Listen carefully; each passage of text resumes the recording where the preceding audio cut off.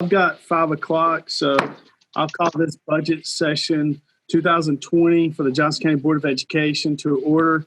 Ms. Wexler, please note that all 7 board members are present. And at this time, I will ask Ms. Teresa Grant to do the prayer, followed by Ms. Zukowski with the Pledge of Allegiance. Okay. Please bow with me. Father, we just thank you so much for the opportunity to serve our students and staff at the Johnson County Public School System.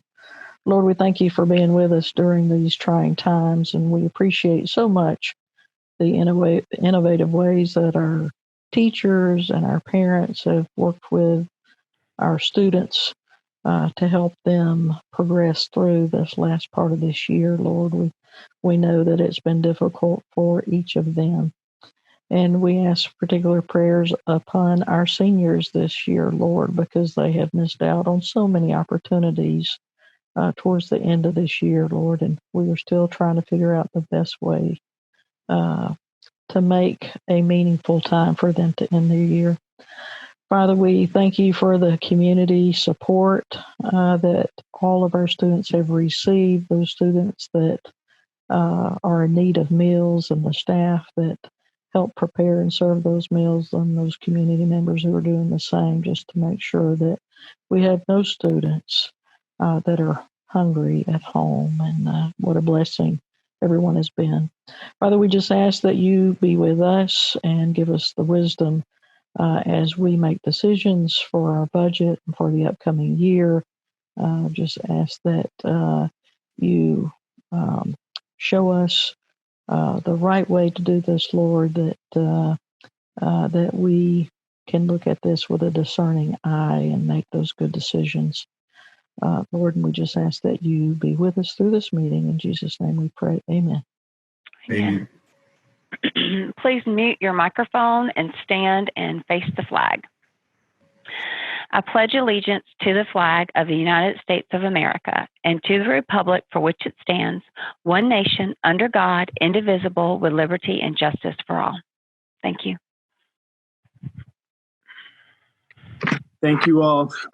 Before we get started, I just want to let everybody know this is an informational meeting regarding our budget for 2020, 2021. And we also have the gentleman that conducted our wellness audit on the line with us as well. So we'll be hearing from them and taking questions as well from that side. But I just want to thank everybody in the beginning for all of their hard work through this budget time. Not only is it always a tough time in budget with our finance committee getting together, but now with a pandemic on top of that, it just adds an extra layer of just hard work that has to go into this, and how everybody's getting together regarding technology and things of that nature. But I do want to thank everybody from the bottom of my heart and from the board as well, from everything that they've been doing, not only just through the budget session, but everything they put together for making sure that our students could have a meal on a daily basis, that we had some type of work going out, hard packets. All the preparation that's been going into this pandemic is not taken lightly, and we do appreciate everybody's efforts during this time and continue to do during this time. So with that being said, I'm going to turn it over to Dr. Williams right now to go ahead and go through the budget for us. Thank you, Mr. Chairman. I appreciate that. And let me start by the first item that we have for our budget work session is that the wellness audit was completed at the direction of the board, and Dr. Martin and Mr. Kerry Crutchfield have information that they would like to share in regards to the wellness audit. So I will turn it over now at this time to Dr. Martin and Mr. Kerry Crutchfield. Check and see if Kerry's on the phone. Well, I'll go ahead and start, and when Kerry joins and he'll hear, he can just, hopefully he can jump in. I can say it's a real pleasure for both of us. I can speak for both of us. We have enjoyed our time talking to your staff on the telephone, and I know that Kerry has spent a lot of time with your financial records and with Art, and done a whole lot of that work. That's where he spent his time, and I've talked to about 25 of your folks at some length. And particularly, I've talked to Dr. Paul Coates a number of times with curriculum instruction and accountability, and several people more than once, and have thoroughly enjoyed their cooperation and actually great spirit. I mean, obviously all the folks there are interested in doing everything they can to make the Johnston County schools, as successful as possible.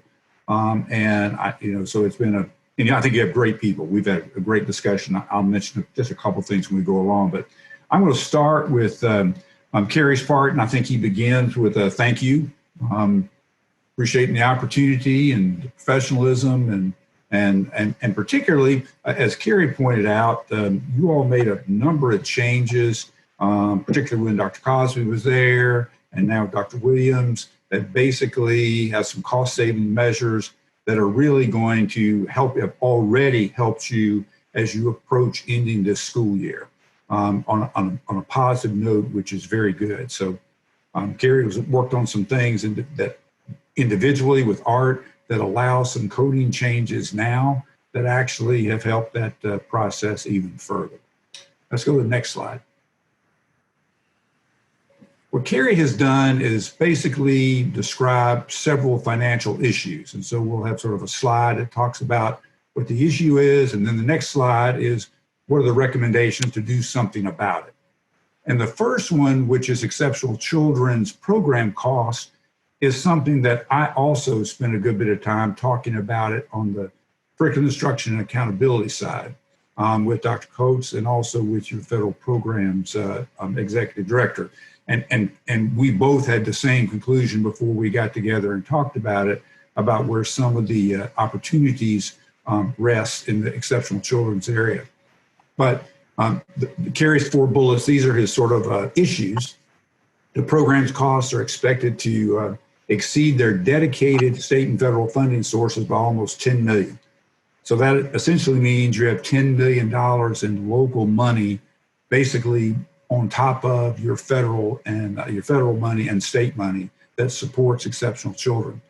And if the schools had not closed, your costs actually would have been higher. We had been through this pandemic closure. And school year 17-18 was the year when program costs began to increase very rapidly. And just to give you a flavor of what sort of drives this issue, basically, as you all probably know, a teacher or a parent can make a recommendation that a student be tested to see if they qualify or need exceptional children's services. Basically, you have psychologists who will then test that child, and they'll do educational and psychological testing.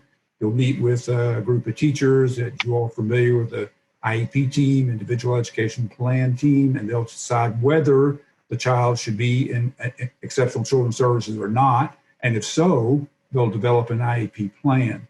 So the number of identified students, the state actually provides and reimburses funding for 12.75% of your total student body. Well, Johnston County Public Schools is actually over 16% of that that are identified receiving exceptional children. And that's way over the 12.75%. So that means that you have a whole lot of students that are not being reimbursed. In fact, Kerry's estimate on that is around 5 to 6 million in reimbursement loss. Now, you don't magically reduce that. So let's go to the next slide and talk about some of the remedy issues.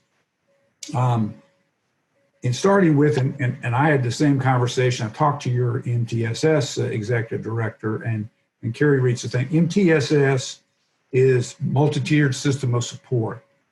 It's basically designed to support for regular classroom teachers to identify students who have difficulties and actually provide an intervention before they fall far enough behind to receive exceptional children's services. And the better that MTSS is working, the fewer students get referred. The fewer students that get referred, or the fewer students tested and identified and placed. So that process is very important, and I'm going to talk a little bit about that later, about sort of some reorganization with that. And also take a look at your pre-K screening process. you have a lot of dollars in pre-K. In fact, all your pre-K teachers basically, as I understand it, are paid for by exceptional children's dollars. And the opportunity to pay for that, there are other opportunities to help pay for pre-K. And particularly if students are actually being identified in that pre-kindergarten screening process, which is different from what goes on in the K-12 instruction. But during that pre-K part, if they're beginning, and parents and everybody thinks they're in an exceptional children's program, they have a tendency to be looking for, parents particularly looking for exceptional children placements later. And the hope of preschool is that and getting that early jump will actually reduce that. So there are clearly students who arrive at school that are greatly in need of what it was called exceptional children handicap services, and those are some very multiple handicap students, severe, various levels of handicaps that enter in, not mostly in the mental range. Mental handicaps, and clearly there's this place for them in preschool. But there are also many students that qualify for preschool in the NC preschool program, state-funded program, that basically are not exceptional children students. You get some money from the state for that, and then a lot of times Title I dollars enter into that to help pay for the pre-K services. So there's an awful lot of exceptional children's dollars in your pre-K program, which is different than other places. Continue to employ, this is third bullet, continue to employ instead of contracting service providers. This is an area, in fact, in Winston-Salem, we dealt with this a lot. Having speech therapists who work in other agencies and they contract with the school district to do speech therapy services. Occupational therapists, another area. Physical therapists, another area. Anytime that you end up contracting with folks and you have a lot of them, you end up spending a whole lot of extra money. And we had great psychologists, the same kind of thing. We had trouble at one time attracting psychologists and actually paid a higher salary for psychologists as a group. We also paid a higher salary for speech therapists as a group because we wanted to attract them into working for us instead of contracting with another company. So as we discussed with your staff on Friday, the pandemic has provided an opportunity that actually there are going to be some folks that are struggling probably financially that are independent contractors, and they do not have the benefits that school districts offer. So a retirement plan, for example, a health insurance plan, all of those part of the state benefits package. If you're able to, this might be an opportunity to help hire more. So the more they can be hired on your staff, the more money you'll save and not contracting. I've already talked about the blending sources for pre-K classrooms. He is mentioning Title I. You also have some fee-based students that I learned about. And one of the key issues with them is to make sure they really are, their fee that they pay is really covering their services. Because you have X number of slots that you can put in pre-K, and yes, you may have a pre-K program and a teacher in place, and you may have one slot or two available to fill out that classroom. Yes, they're not particularly expensive, but when you have a whole bunch of those and it ends up being 40, 50, 60 fee-based students, they end up eating up a lot of slots that actually end up being equivalent to a teacher. So you have to make sure that your fee-based folks are actually generating the right amount of money. And then more training and mentoring for your IEP teams. When I get to my part talking about the reorganization, you do have 18 specialists that are specialists in the EC department. I did not talk at length. I did not talk to any of them, or even directly. I talked to your program director, executive director. But to the extent for a short term that more supervision of the IEP process itself and more training is an absolutely critical part to understanding that these are the conditions that kids can be met in the regular classroom, and these are the ones that require exceptional children classes. And this is one that Carrie has already worked with Art to implement, which is to actually, typically EC staff, and Carrie would tell you across this state, basically EC staff are pretty much like psychologists. They're paid for with EC funds. Well, EC funds are not like state position allotments. And so you eat up a lot of dollars in paying their benefits. So you can now, and this is something Carrie started 3 to 4 years ago, in fairly short term, started actually switching EC, the psychologist, for example, over into state funded positions and then slotting an EC slot to pay another teacher that's locally paid, and that local money then comes back and you pay a local teacher. So it's kind of like a trade of about 3 different trades, but by having that that psychologist that's maybe very high paid and experienced, they're going to be paid with state funds, which means their benefits, their longevity pay, their kind of things that get in, like when they retire, all of that's paid back, and the state covers all of them and their full salary. And that just uses up one of your regular teaching allotments. And Carrie identified that saves about $1.4 million this year. So that's an ongoing savings that you can recover immediately with that. So let's go ahead, and I'll go slower. I realize I'm talking too much. I'll go slower. This is the second issue for him, was overtime pay. And Carrie looked at it for this year, it was going to approach about $1.5 million. And overtime is almost inevitable with hourly paid combination jobs, because you have a fair amount of folks that are bus drivers and custodians, maybe bus drivers, and I don't know if there are many that link with cafeteria, but some probably with teacher assistants too. And the more you get combination jobs like that with hourly paid people, the potential overtime creeps into that. So many classified employees with only a single job role have become accustomed to receiving a time and a half for overtime. So let's talk about a solution to that. Well, since the Fair Labor Standards Act will allow the Johnson County Public Schools to compensate overtime, compensatory time with compensatory time. In other words, instead of paying time and a half, you can offer an hour and a half of leave time. There's a number of rules about how much can accumulate, when it has to be used by. You can't carry them over a year. You can carry them over for a while. You need to catch up. There's a lot of management to it. And in fact, one of the issues in talking to your staff Friday is that your link system has to be able to keep track of those hours and not automatically end up paying overtime. So there's a software issue that, as Carrie said, if Link can't make that correction, then that's a major problem if you want to go this route. And obviously this is a choice, whether you all as a district want to continue paying overtime or to offer compensatory time. And for Scythe, we were almost 100% compensatory time. We had a few positions like an emergency, Sunday work, and there were only 4 people in the district could authorize paid overtime. And we were very careful about when that was used. And it was usually in like a flooding situation or a power outage situation or those kind of things where you had huge demands that people had to be pulled out in the middle of the night kind of things. We had an overtime, so people did get some overtime. And when one of the big issues with it is that, as Carrie and I say in the report, neither of us are lawyers. And you do have to, the Fair Labor Standards Act requires that everybody be notified. That means every employee. Can you take an existing employee that's already receiving overtime, notify them and change it? We think so, but that's something before it happens would certainly need to be verified with your attorneys. But we think it's possible, particularly with a policy effective, for example, a July 1 effective date, or you could start it next year, or you could start it January 1 once you get that squared away. So you get a little flavor of that.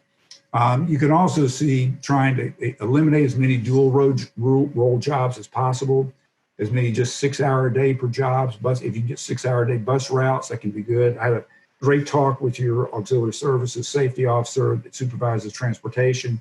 I understand you've done some adjusting of starting times for schools. Hopefully your routes will become automatically more efficient with that, because if you adjust start times, your TIMS program will schedule them more efficiently. And actually with that, you'll be able to maybe reduce some of your routes. There'll be some longer ones where you actually have bus drivers that can be full-time bus drivers, but they're not going to be dual role people. You can't match them anywhere. And so does that create a problem? Yes, it does. It creates a problem with all these folks that have been receiving overtime pay that work in custodians. And one of the things we'll talk about more later is the very issue of contracting for a number of services, but particularly custodians, which are the largest group that are matching with your bus drivers. Managing cafeteria labor hours, generating child nutrition funds, and basically by adjusting it's monitoring your hourly rates in every school. And those can help adjust the overtime payments. Let's go to the next slide. Third issue was local supplements. And you all have you made adjustments recently in your local supplement. And let me tell you, teachers need all the help they can get. And I commend you for doing that, commend your commissioners for being a part of that. In Kerry's detailed report, he shows how in the second year after that, he looks at the amount of money that the Johnston County Commissioners gave you as new money, and basically your supplement increases pretty much ate all that up this year. So as a way to kind of manage, when you have when the state gives, last year, it never happened last year, but in the previous years when there have been state increases, when you're giving a percent of the state's salary as your supplement schedule, I mean, it goes up automatically, and you as a school board have no control over it. And so one of the recommendations that we both agree can be helpful is to actually, this is the issue. I won't talk about the solution, but the change in state pay, you end up, adding those costs. You have no flexibility with your own board priorities because you take whatever the state salary schedule is and then just automatically do it. So wherever there are gaps, that's where you're just following whatever the state does. And then it's the semi-annual bonuses potentially forfeit, that you end up with some additional FICA Social Security costs that if you spread those out monthly, instead of those 2 checks a year, you can actually save in Social Security matching money that you guys end up paying. There's a piece of that. So let's talk about the solutions a little more. If you took your current year, which is your percentage, if you took the percentage supplement for every year on the state salary schedule, you could turn that into I want to emphasize all this, you could turn that into a supplement schedule that would be decoupled from the state schedule. And then you could decide each year how much you want to increase that by. And you could freeze it, you could increase it more, and you could add more steps if you want to above 20. If you want to provide more emphasis for brand new teachers coming online, instead of, and think your supplement schedule is low there, you can make different adjustments that makes it very flexible. Obviously, you're not going to give an adjustment to the new and inexperienced teachers and have them make more than your mid-range career teachers at 14 and 15 years. So it's a process to adjust all of that, and it's one that you have to work on. And once it's set, you got to make incremental changes and pieces to adjust it. And basically, here's Kerry's discussion. He said, if you change the supplement pay to monthly in order to tie employment and dependent care health payroll deductions to the local supplements, see, all those things are those independent payroll deductions that are not taxed save in your Social Security matching. And so if that goes through, Kerry's estimate on that would save as much as $100,000 annually. He could talk, that's written better, more than this is in my explanation of it, but monthly payments will save money instead of those 2 semi-annual payments. Let's go to the next issue. Forfeiting some state non-allotted funds. And this is, Art understands this, and this has totally to do with how you actually manage your state funds and what you pay with state funds and what you pay with local funds. So Kerry's philosophy has always been to anything that's a state funding source for things that you can switch over to permanent employees will actually end up saving you money because it become a state funded position. That is a great thing if you can do that. So for example, the state then would be picking up, if you're able to take, say, supply material money that the state is, and move that out of the state allocation into paying for people, and then you use your local funds to buy your materials, then you're able, the issue becomes the longevity can be paid for by the state. So anytime you can use things for other things, you can save longevity pay for classified employees, annual leave and bonus leave get paid by the state, unemployment compensation by the state, workers' comp claims by the state, and short-term disability. So let's go ahead. We'll it goes a little further. But here are ways you can fix that. The way you can take advantage. If you do transfers of all that he calls ABC transfers of all state instructional supply money, equipment funding to state instructional support funding, you can fund other teachers, other people, other things. You can fund folks. Transfer all eligible school-based and central office clerical and support positions from local funds to state. Then you're able to take all the instructional supply materials. You will pay for those locally, and because that's just dollar for dollar issues, where when the state picks it up, they're paying all those extra benefits on those positions you're able to earmark. So Carrie looks, that should save around $50,000 a year, 50 grand a year. Let's go to issue 5. Child nutrition profitability. Child nutrition program has insufficient cash reserves and resulted in a couple problems. Lack of cash flow each summer, requiring loans from the general fund. It ends up getting paid back. We'll talk more about that, but it does create a cash flow issue. The lack of funds to replace equipment and other aging assets, that's a bigger issue, which ends up coming to bite you at different times, and you have to replace ovens, exhaust fans. Health department comes, says this won't do, and you have big outlays, almost like emergencies. And then, of course, when you build new buildings, you're spending a fair amount of money of your building costs and putting all that kitchen equipment in. So an inability to pay, and this is probably the most important one, is indirect costs back to the general fund. So whatever your federal indirect cost reimbursement rate is, if that's not good, the food service for the child nutrition program can pay that back. And if that's not getting paid back, then while yes, your cash balances are okay, you're basically leaving that money on the table. And there are very few districts are able to pay very much money back. That is always a struggle.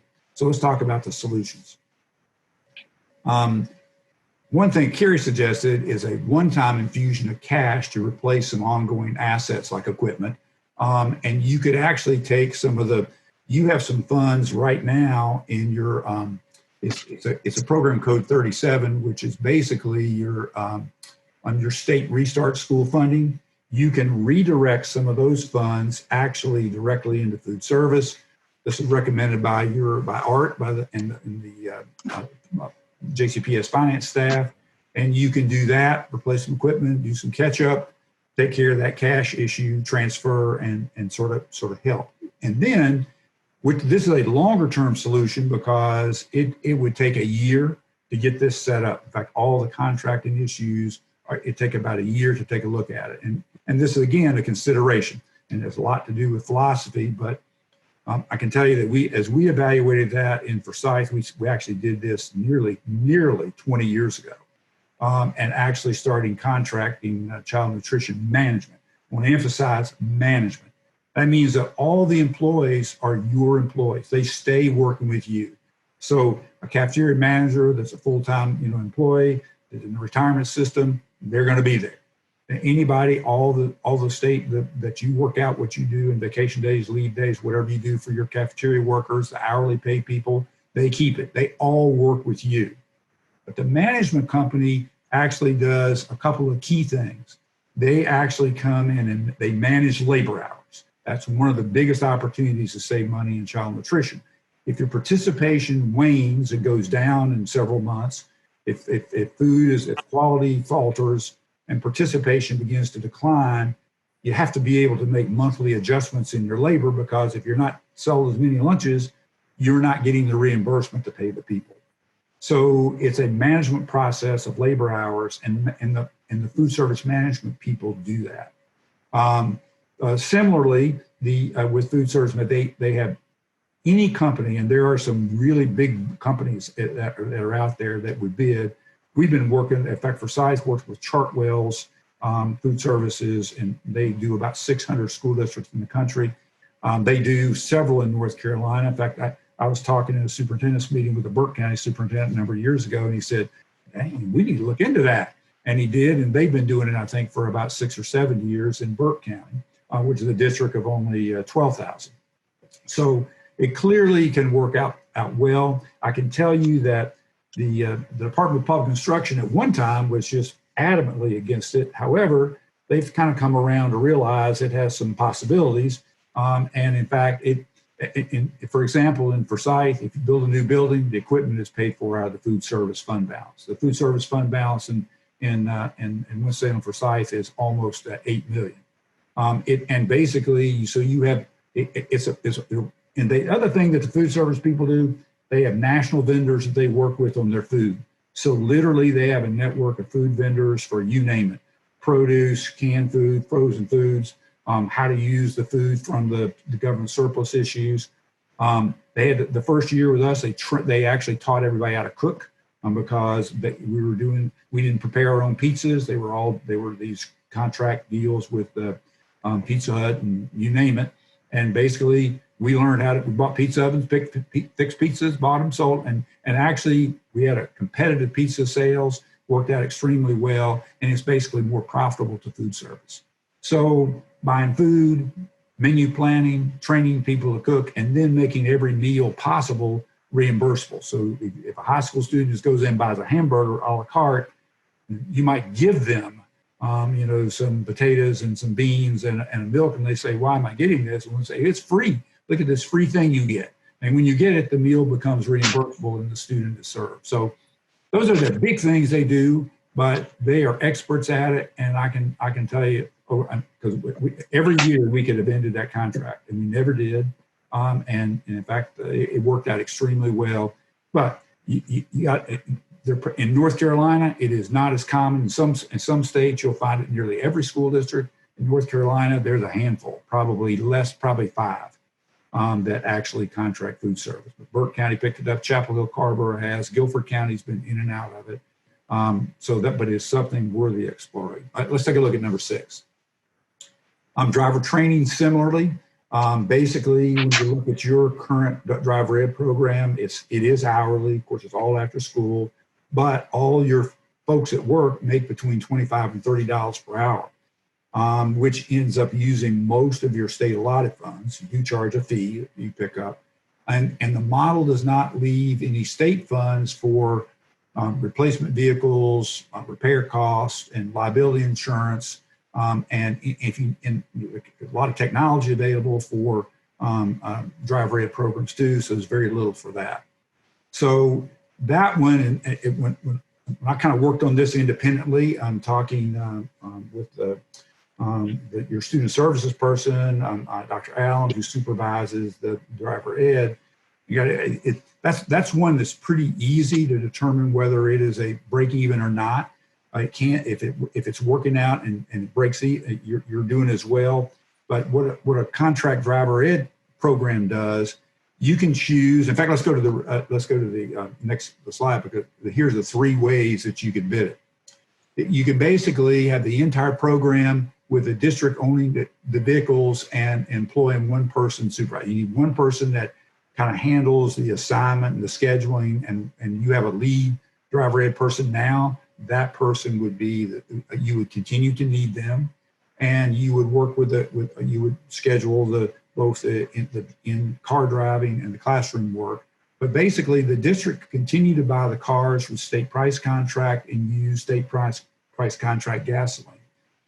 You can also you can let the contractor do the program, and the contractor can own the vehicles and put gas in them, and you can have your lead person, or you can have a phased-in program, which your bidder allows all your natural turnover, your existing people. So you can keep all your people, and because some are already retired, as they begin to phase out, you can replace and even do it with individual people. And it's just how you write your specs for the bid. Request for proposals can actually do that. And I can, in fact, I did that 2 districts ago when I was in Roy and Salisbury. And also it was already done in Winston-Salem Forsyth when I got there in 1994. So contract driver ed can be an opportunity to actually, because the actual salary is more like $12 to $16 to $17 an hour instead of $25 to $30 an hour. So that ends up making a difference when you do that. And in fact, the districts that contract instruction, driver ed, have enough state funds for vehicle replacement, vehicle insurance, and technology. In fact, technology and for science, we basically bought a computer lab at every high school that basically was used for all the training for technology that we actually use. So it was very helpful to the school itself. Let's go. I think Carrie has one or two more. No, here's his final bottom lines. This school year, you should end with an addition to your fund balance. And if our immediate impact recommendations are implemented, you got at least, in fact, I can't see quite the other side of that. X number of million in recurring savings should impact on next year's local budget. And we talked about looking at Title I funding for pre-K classroom. And you can incrementally do a lot of these things over time with other recommendations that incrementally reduce your ongoing costs annually for a period of several or even more years. And yes, go ahead, jump in. We're having technical difficulties with our web captioner. Can you pause just a minute? We take about a 5-minute break so that we can work with Nathaniel and the team to get this resolved. Yes, happy to. Okay, all right. We'll come back in about. Thank you. You just come back and talk to me. Okay, yes, sir. Thank you.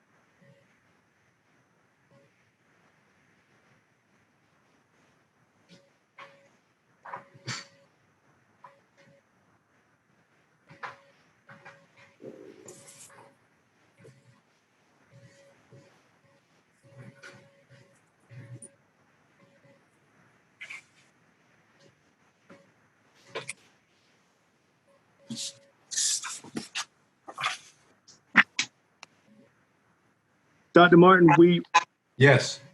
solved the issue. And before we get started, anybody at home that was seeing our web captioner, I apologize for whatever words were translated, but Dr. Martin was going through our presentation and it did inadvertently some of these words into some inappropriate. However, we have gotten that resolved. And I apologize for that if anybody at home was tuned in and saw that. But at this time, Dr. I will turn it back over to you. Okay, we can go to the next slide. Good. We're kind of switching to the part that I spent the most time on. Carrie brought that, and in fact, I tried to do Carrie's work justice. He would have been a little more concise in his part of the presentation. Basically, we end up interviewing 25. We actually had 26 interviews with staff. The one that I didn't count was Ms. Tabitha Lee, who actually worked with Carrie more directly, that kind of worked with the finance sheets and so forth. And I had forgotten to include her, but we talked to Dr. Williams and Dr. Coates and the 3 chiefs, 6 officers, 14 executive directors. And it was a lot of their time. And as I mentioned earlier, I think they were very willing to talk about the things that they did. I asked each of them, is there something that you do in your department that you think would be better if it were done somewhere else? And I asked them if there was something done in other departments that would be better if you did it in your department. And then I asked them for overall observations of the district's organizational plan. And I had some great suggestions and great comments. And your folks gave some great feedback. And I'll share a couple of things as we go through. And I'm basically going to talk about it through your chief officer areas that are basically, we'll just talk about that. Let's go ahead to the next slide. As one of the things that I really picked up in a lot of conversation with is that technology is in everything we do. Technology is in what goes on in food service. It's in what goes on, lots of what goes on in operations and maintenance, whether it's school dude, routing buses, instructional services, financial accounting, video work. I mean, it is the best definition of ubiquitous activity in schools that you can come up with. And in talking to your technology folks, they came up with 3 or 4 examples, which I wrote in my report. And I'll say that about 25 pages of stuff. I'm not gonna try to mention that, but I did make my PowerPoint very short. But you can read the background and explanation for this, but I really arrived at something I thought that it doesn't cost you any money. It makes the difference between what your current executive director is making. In fact, the currently located, it is the chief infrastructure, your chief infrastructure officer. That movement up to a chief is the only difference it costs. There's a little more salary involved. It's the same people. And I basically looked at creating a new technology department that provides a person on your superintendent's cabinet. So that at any time a technology issue comes forward in the budget planning, things they're talking about, they're able to intervene immediately. In fact, I've talked about this in I've seen it happen during my time in Winston and Forsyth, and also we did this exact same thing in 2 other districts, fairly big districts. So, and the same kind of issue that would come up is that technology needs to be at the table with the superintendent's level. So basically, your current technology infrastructure officer would be kind of that person. That's the duties, and it would have 2 other folks that would move in there. One, your executive director of information services would come out of your equity and student services area, and your director of digital learning would come out of your curriculum instruction and accountability area into this department. And if you sort of scanned it all through, I actually created organizational charts to show what all these things would look like, both the technology department and so I have one for each of those to show. And I only have 2 I'm going to briefly talk about today, but we can go to the next slide. And looking at programs that can move different places, and this is the beginning discussion of the human resources department. You have a beginning teacher program, which by the way is excellent. I think the support that you all provide for new teachers before they begin, what you do every month for new teachers who come on, how your mentors are assigned and put together, how all of that is done is extremely well done. And the one thing you provide an additional service to schools, you actually take all your 1st and 2nd year teachers and complete 1 or 2 observations during the year. And you actually have 2 directors who do this. And they do an observation and they send it back to the teacher and they send it back to the principal. But the principal is one that's in charge of basically supporting that teacher, evaluating them and what they do. And the principal is a person that is in the best position to know whether those observations are making a difference, because they get a copy and the teacher gets a copy. Of course, the individual teacher has some options, but you realize they work 180 days and they're getting 2 25-minute snapshots. If principals think that's really great, I'd leave it just like it is. But if this is a case that principals did not think that was great, that's an area that you may be doing something that may not be providing a lot of value add. So there's a potential savings of 2 director positions in that, but I clearly that would be an issue. Is this really a principal's perception of those positions, or would be very, very important. Next slide.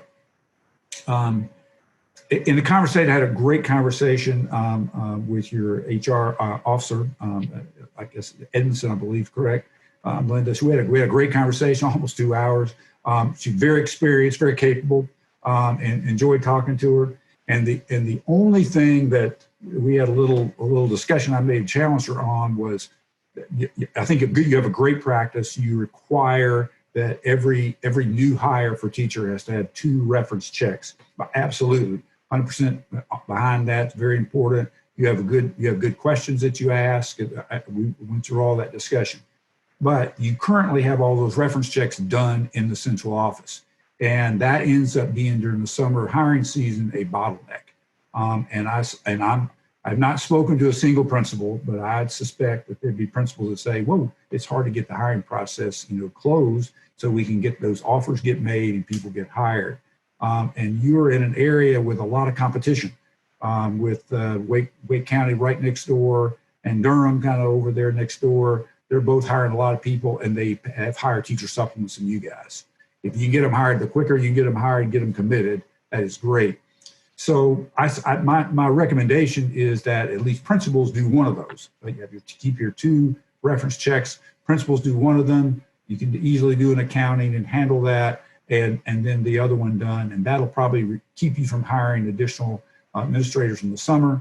And I think it will expedite that process. And I will say, obviously there's nothing preventing principals from calling references now, but they're not a part of the formal process. But if you're part of that formal process, your follow-up questions as a principal may help you determine where people best fit, can do what other things can they do. And having done a lot of reference checking in my career, I can tell you the tone of voice of the person you're talking, how they speak about that person tells you an awful lot. And if I'm the one that's going to be working with them in my school, I want to hear that tone of voice, and this sort of forces that to happen. Let's go to the next slide. These are other move parts. All your district psychologists are located in your exceptional children's department, and your student services department is also excellent. It has everybody else that supports student services except psychologists. And psychologists actually are a great resource also to your social workers and to your guidance counselors. And with the earlier recommendation of switching some of the pay sources, it allows some of the people that are psychologists, they don't have to be just EC people working with exceptional children. They can answer a question too. They can be on a crisis team. They can do things. So the other side of it, which is I think if you realize this process of doing the testing determines placement in programs. And sometimes it's better if the testing is done by an independent department than the person that's going to deliver the group that's going to deliver the service. And clearly there are timelines to follow, and that's why EC directors, there's not an EC director that they want the psychologist under their thumb because they want to be right a part of that. But I think that separation of independence, and I actually think the other asset that they provide to the entire student services area is good. And I have tried that both ways. Half of my career one way, and I was a superintendent 30 years in 4 districts, half one way and half the other way. And the other way, having them in the student services area, I thought worked much better. And I thought it was a cleaner way. So that's just I didn't save you a penny, but I just think it improves that part of it. And then reassigning your Title III of a parent liaison and 5 family engagement. Those are people that handle a lot of translation service. They are true student and family services. And I did learn in conversations with both federal programs and with Dr. Coates that another problem, it's not a problem, it's a physical location area about where your folks are housed, that this group which is they are student services folks. If they moved into that area, it would actually improve some physical location of your staff. So there's sort of an added benefit that is, we got talking, that sort of came up from Dr. Coates, and I think that is a perfect thing, fits perfectly in the student services arena. So let's go ahead. This is an area I do want to, your K-12 curriculum instruction department is, the one thing that really surprised me as I started just talking to folks in that department is that I did not find anyone who was the math go-to person, the science go-to person, the social studies go-to person, and you name it. And particularly literacy, which is a key, reading support, literacy support, and those kind of things. And by the way, that belief was shared with a lot of people that I spoke with. I spoke to all 10 of your executive directors. I spoke with your curriculum officer, Ms. Mitchell. I spoke to Dr. Coates. So I talked to 12 of your CIA folks. And there was basically very strong consensus that having some content area support staff would be helpful. And in fact, you have them obviously on staff. They just don't have that title. They're sort of organized by looking at elementary, middle, and high school directors.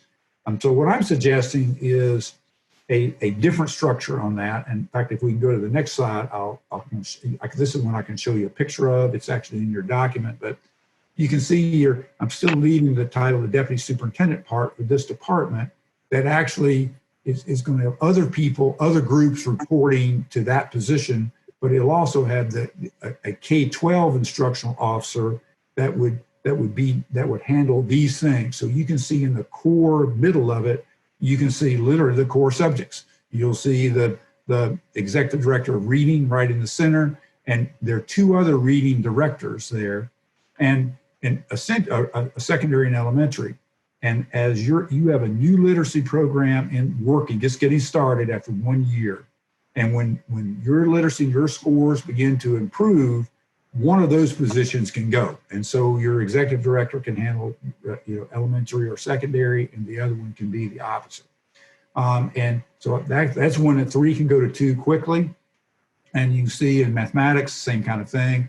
It doesn't matter which one's the executive director, but one's kind of the overall person that looks at it, and then the other does the other split. Because there's such key tested areas, you need more. But you'll see over on the left, you've got your social studies director, the science director, and you have a wonderful hands-on science program, which I commend you for. That is a way to teach science. And you have you must have a science equipment specialist to take care of that support and training. So it's real key. Those are key positions. You have a very robust and I think successful executive director career in college readiness, because you have a huge number of students involved with Johnston Community College, which is really great. And it is first rate. My commendations to you. I left everything intact, but it does include, you did reduce a person earlier, and I left that person out. So it's what you currently have now. And then on the far right, that executive director of instructional support actually combines several of the other previous executive director pieces. And the MTSS program that we talked about earlier, that is such an important key in regular education that helps special education.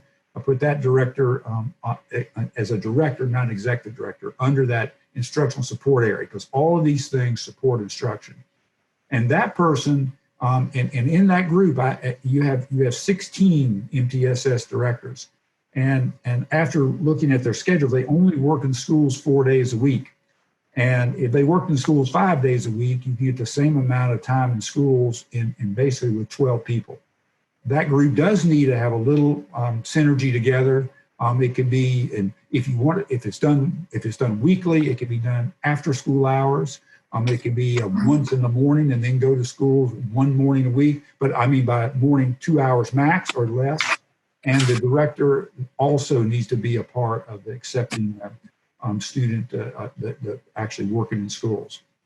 And in the director of special programs, that kind of is going to group you have some excellent ones. You have basically a large magnet school. You also have your AVID program, and you also have the International Baccalaureate program. I probably put AVID because AVID has a lot of issues with it, and because you can actually, the two areas that you can split between director of special programs and director of advanced learning, and the two specialists, because I did not designate the specialist because you've got so many programs that are a part of that. In your advanced learning, you've got your gifted part, you got advanced placement. You can put IB either place. It kind of depends on the person that you got, who's been your IB support person. And having worked with International Baccalaureate a lot, you got to have that. There's required training, there's required central staffing to be in the program, there's required central training in the AVID program to contact people. So among those basically 4 people, the Director of Special Programs, Advanced Learning, and Specialists, you can pick those and cover all of those things. And you actually have 2 support people to handle some of the direct support for those schools, as well as your magnet school.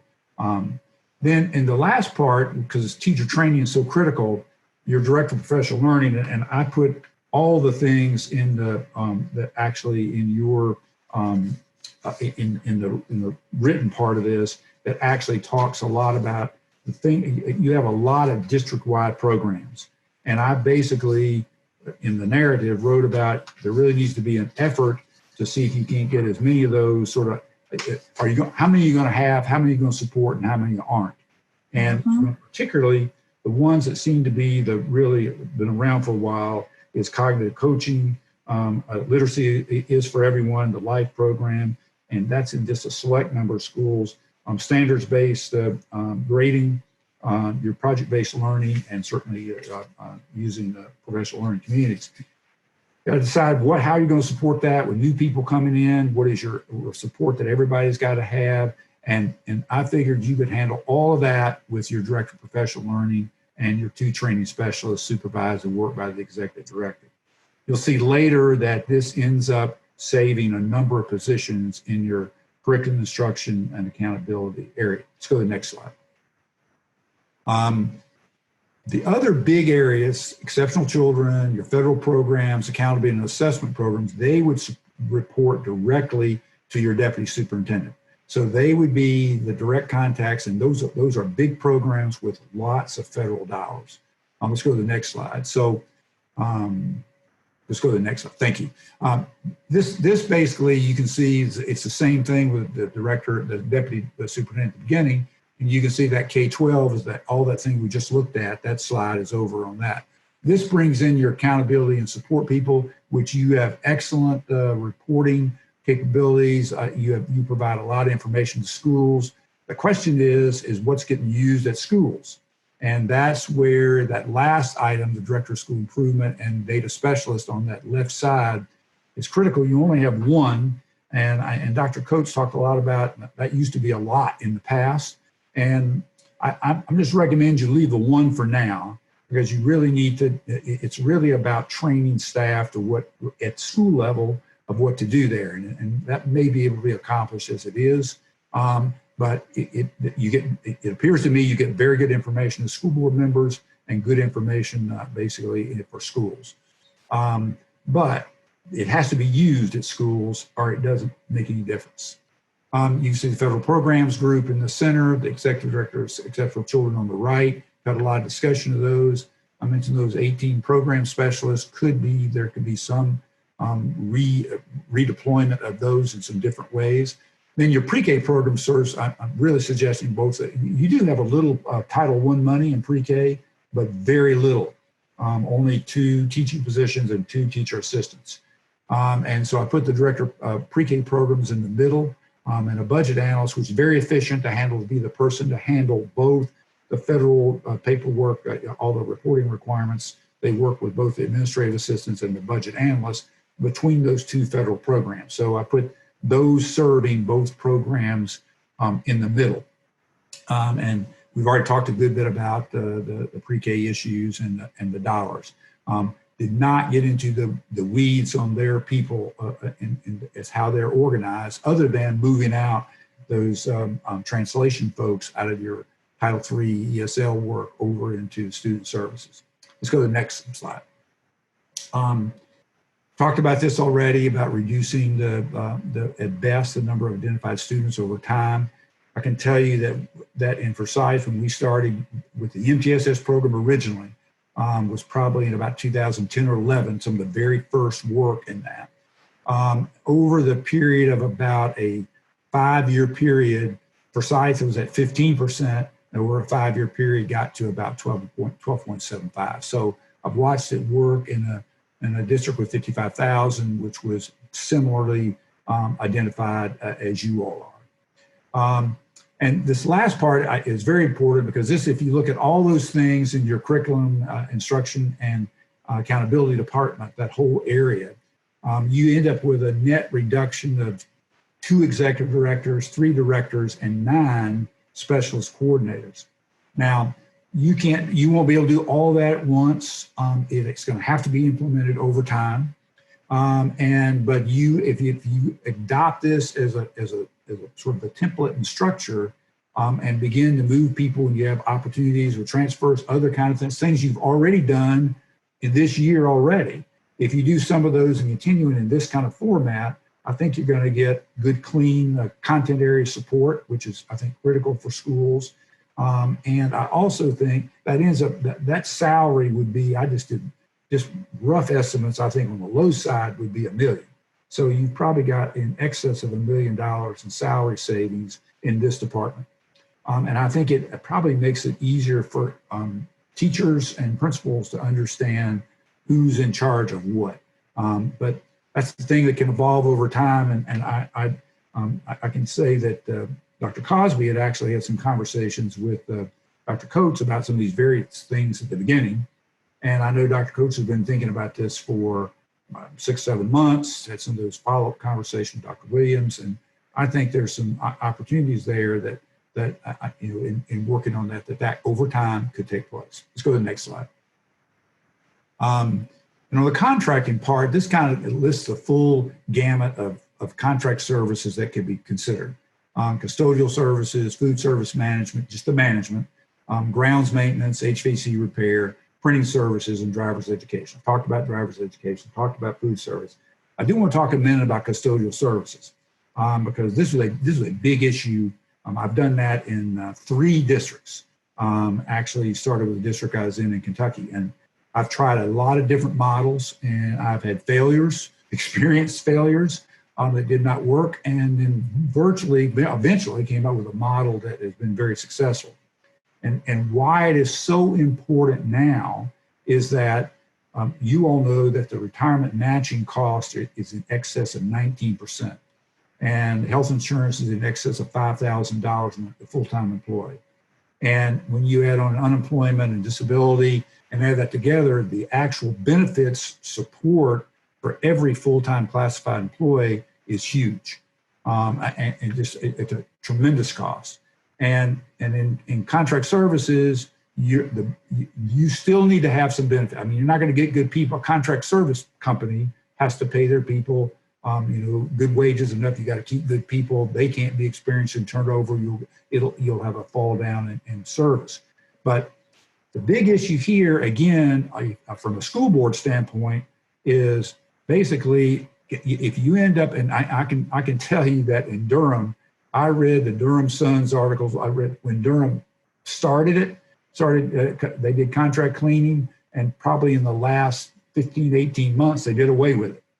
And because for 3 years, I taught full-time at High Point University and had a number of, in fact, actually taught the financial services and mismanagement stuff and facility management. And basically, I learned a lot about what that happened and the things to not do. And the thing not to do is to replace your existing employees. Again, you have got people in the retirement system, people that have worked there, they're folks that you don't want to replace them. So you might be thinking, well, how on earth, how do you save anything? Well, you save it through attrition, because when we're looking for sites, I think we had 325 or 300 plus custodians. And basically looked at what was our turnover like every year. We were turning over, there was a 75 to 100 custodians that were kind of in that churn every year that we were replacing. And we said, whoa, maybe this is the way to approach this. So we had always had the lead custodian work for the district, and they were the district person that was the liaison with the contract cleaning folks. And over time, the whole issue was, as we had positions open up with attrition, our RFP with the vendor literally allowed them to come in. They would provide a person, and they helped. And as soon as if you had 4 custodians in a building, you had 4 vacancies over time. You say, oh, we can create this building can become a full-time, contract service building.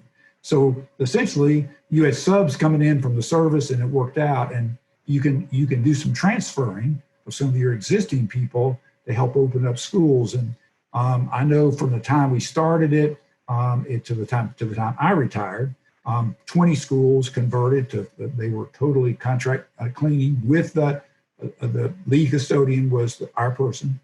And then in fact, I'm a county commissioner now. I see the operations guy at our county commissioner briefings regularly from the school district. And we have been good friends for a long time since I retired. And basically, they're up to 60 schools now out of 80. So it's not quick, but it makes every person that leaves, you're hiring somebody in that you're not going to pay that benefit load.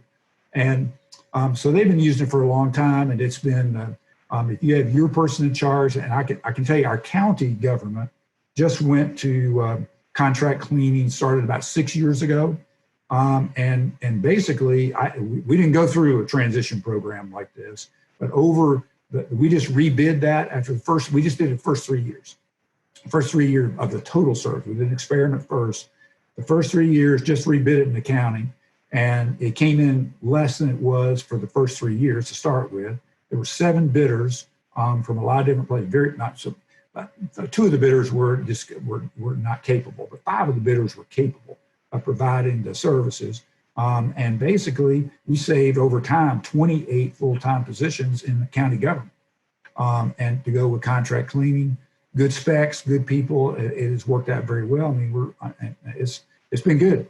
So cleaning the courthouse, it works. So you have a lot of places, a lot of public activities, public buildings. So, I'm certainly a proponent of considering that. And the highlighted notes there, your savings are not going to be realized until something would begin in FY21, but nothing this year. But it's a way to explore it.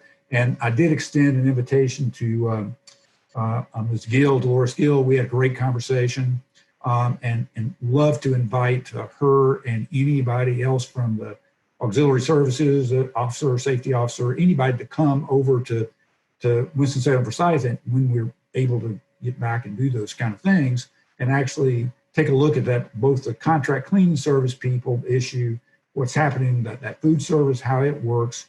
Another thing I want to mention is actually having a warehouse, doing more warehouse and central buying. And that was something that we started 25 years ago here that made a huge difference. It saves a ton of money in purchasing.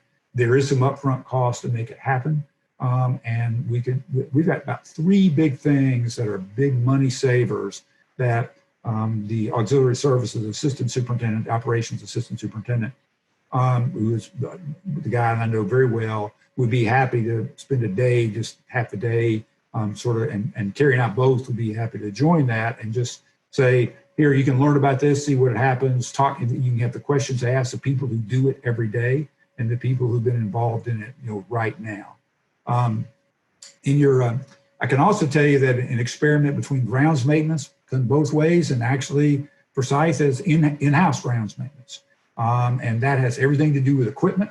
And quite frankly, in a district your size, you can compete well with a lot of private vendors. But you could at least let private vendors, you could bid it and see how it works to see what you got. And that also forces your internal staff to say, how are we leaving any money on the table there? And for Forsyth, we weren't.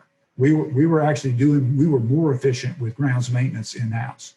HVAC repair, same thing. I've been in both. I also did a couple of interims in small districts, city districts, and they work totally with a contract.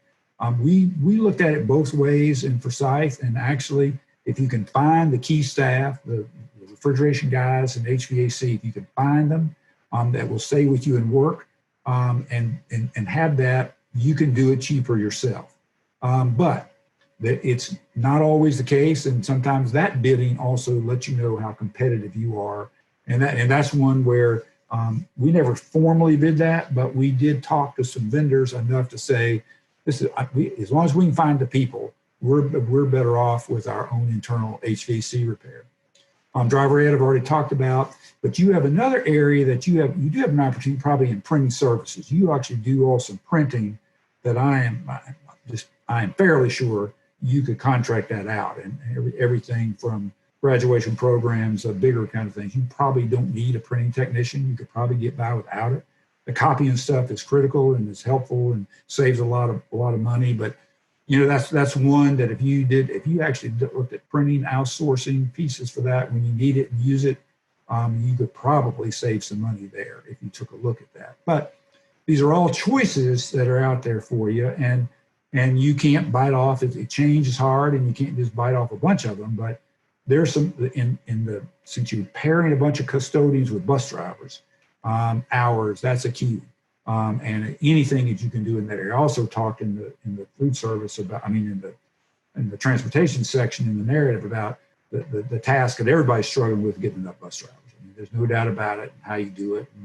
And I gave some commentary on that, part of which is spending a little more money with a few full-time subs, which actually costs a little money to do that.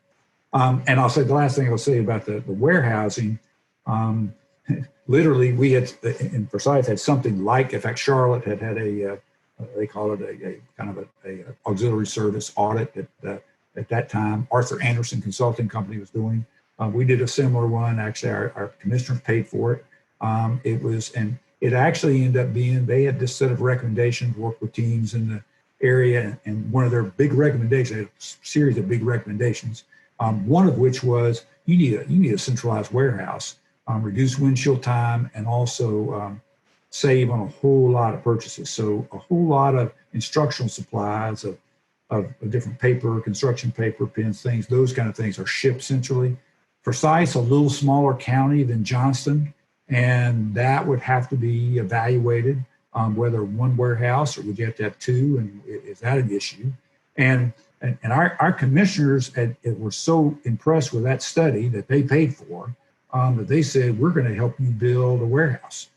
So we literally built a metal building with some office area, rack storage, stacks up, probably 25 feet, has a furniture repair component, that whole deal, and the commissioners paid for that, and no telling what that has saved over time. But you got to have that infrastructure. You can't, if you have some old schools, it's possible old gyms can be refurbished into that kind of a warehousing kind of situation. But that's an area where if there's a way to make that work, that can also save a whole lot of money. You're already centralizing your custodial supplies in a warehouse, and this would just be an extension of what you're already doing. And I don't know if you've got space for it or not, but it's a way there's some things that are kind of easier and better if schools just buy direct and get it, or there's some other things that if you got a courier service that you can deliver on whatever your frequency works. I know that in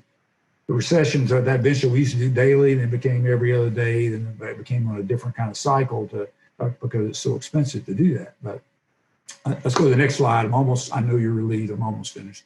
And that is because a couple of things moved into student services that I talked about. I moved recommended moving the psychologists into student services and recommended the translators. That makes the student services arena really crowded with so many things. And there are two sort of standalone independent items. One was the driver's ed that we talked about. And the other, which is a pretty time-consuming piece, is hospital homebound Section 504 plans. And those are not exceptional children, but it does require, and I think you have a very efficient system with your contract teachers, but somebody has to manage the contracting teachers when they're needed. You have to give advice to the counselors who deal with the 504 plans and support that. And since you have moved your that one staff member out over into technology, it's a smaller department.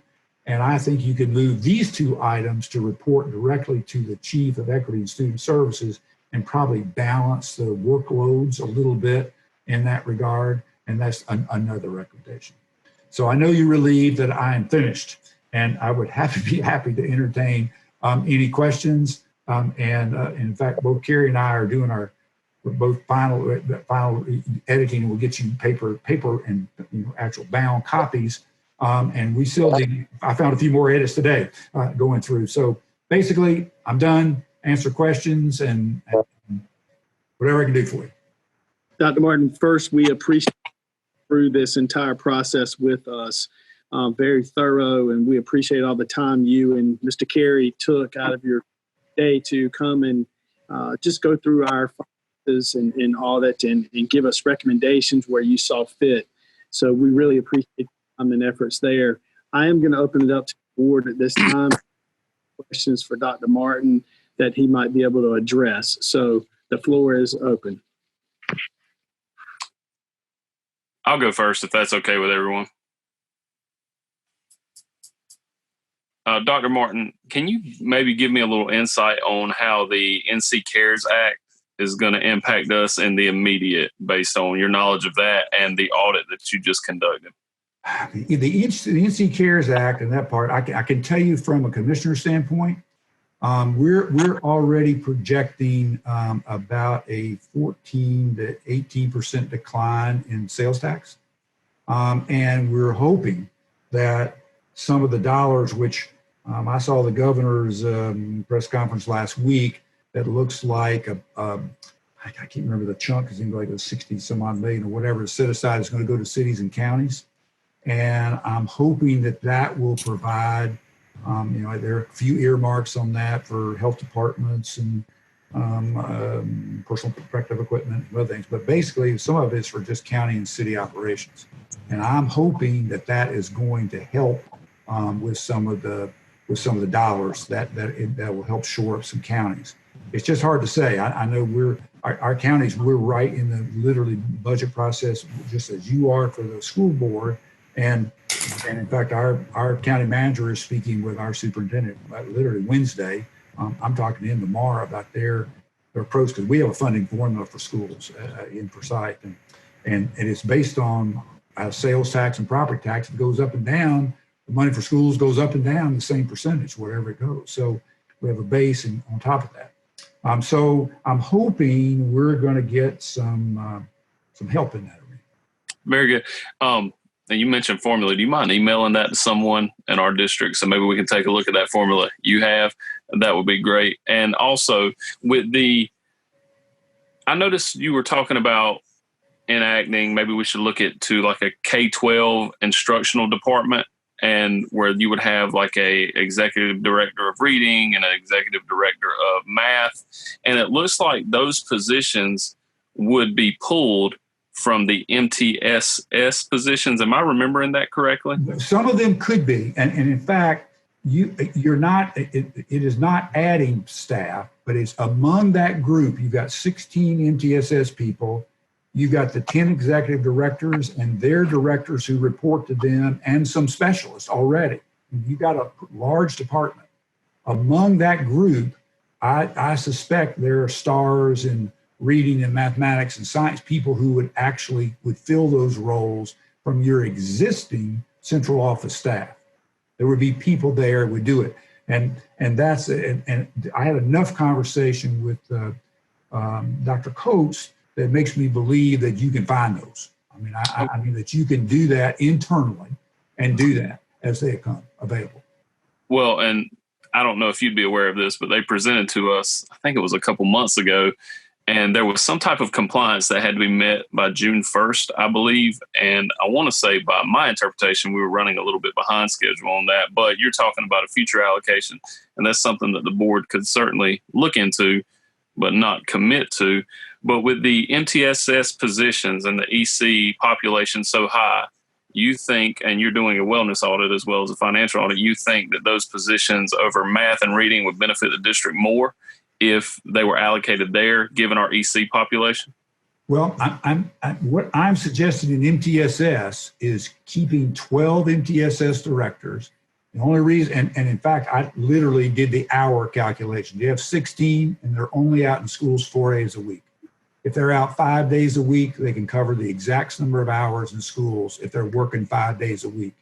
And this is my personal and professional opinion, is that basically they can work 5 days a week in schools. Now, their coordination among themselves The director has to go to, there's a lot of state training that goes with MTSS. So your director goes and handles that, and then you bring back, they come back and they send 2 people out for training. You may have a few in and outs, but I believe you can keep the same level of MTSS support with your current staff, losing 4 people. Now, I believe that will happen, but you can even keep them. That is, you would still save money, because that would, even if you kept all 16 of them, you still have other people who can fill those content area go-to people in mathematics and go-to people in all those areas. There are areas that I did not designate people, like foreign language is one, and I identified those. They can be a part of someone else's job already. I mean, that actually have, I guarantee there's a foreign language person in that group too that has a background that could be that person. So it has a lot to do with, for example, if you didn't have anybody, and let's say there's no person in your central office CIA that has foreign language background, you can't even designate that anywhere. But you got to be supporting it somehow. So my thinking is you got somebody that has that responsibility. So I think if you talk to, at least when I talked to Suzanne Mitchell and Dr. Coates, they agree with that format of the subject matter people are very important, and you need a go-to person. And within the people you've got, I believe you can find some.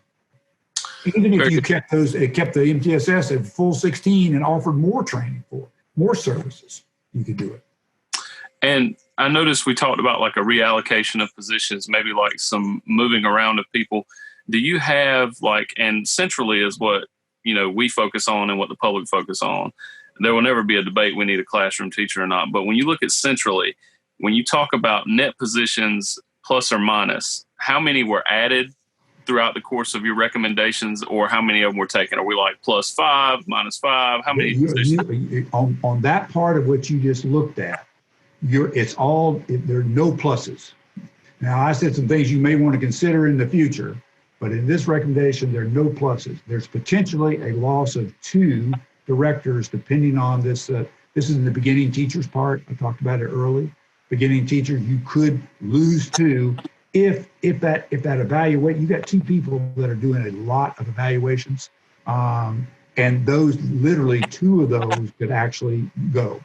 And then you've got a net of 9 specialists, 3 executive directors, and 2 directors that could go. That's everything on there there's nothing that is added.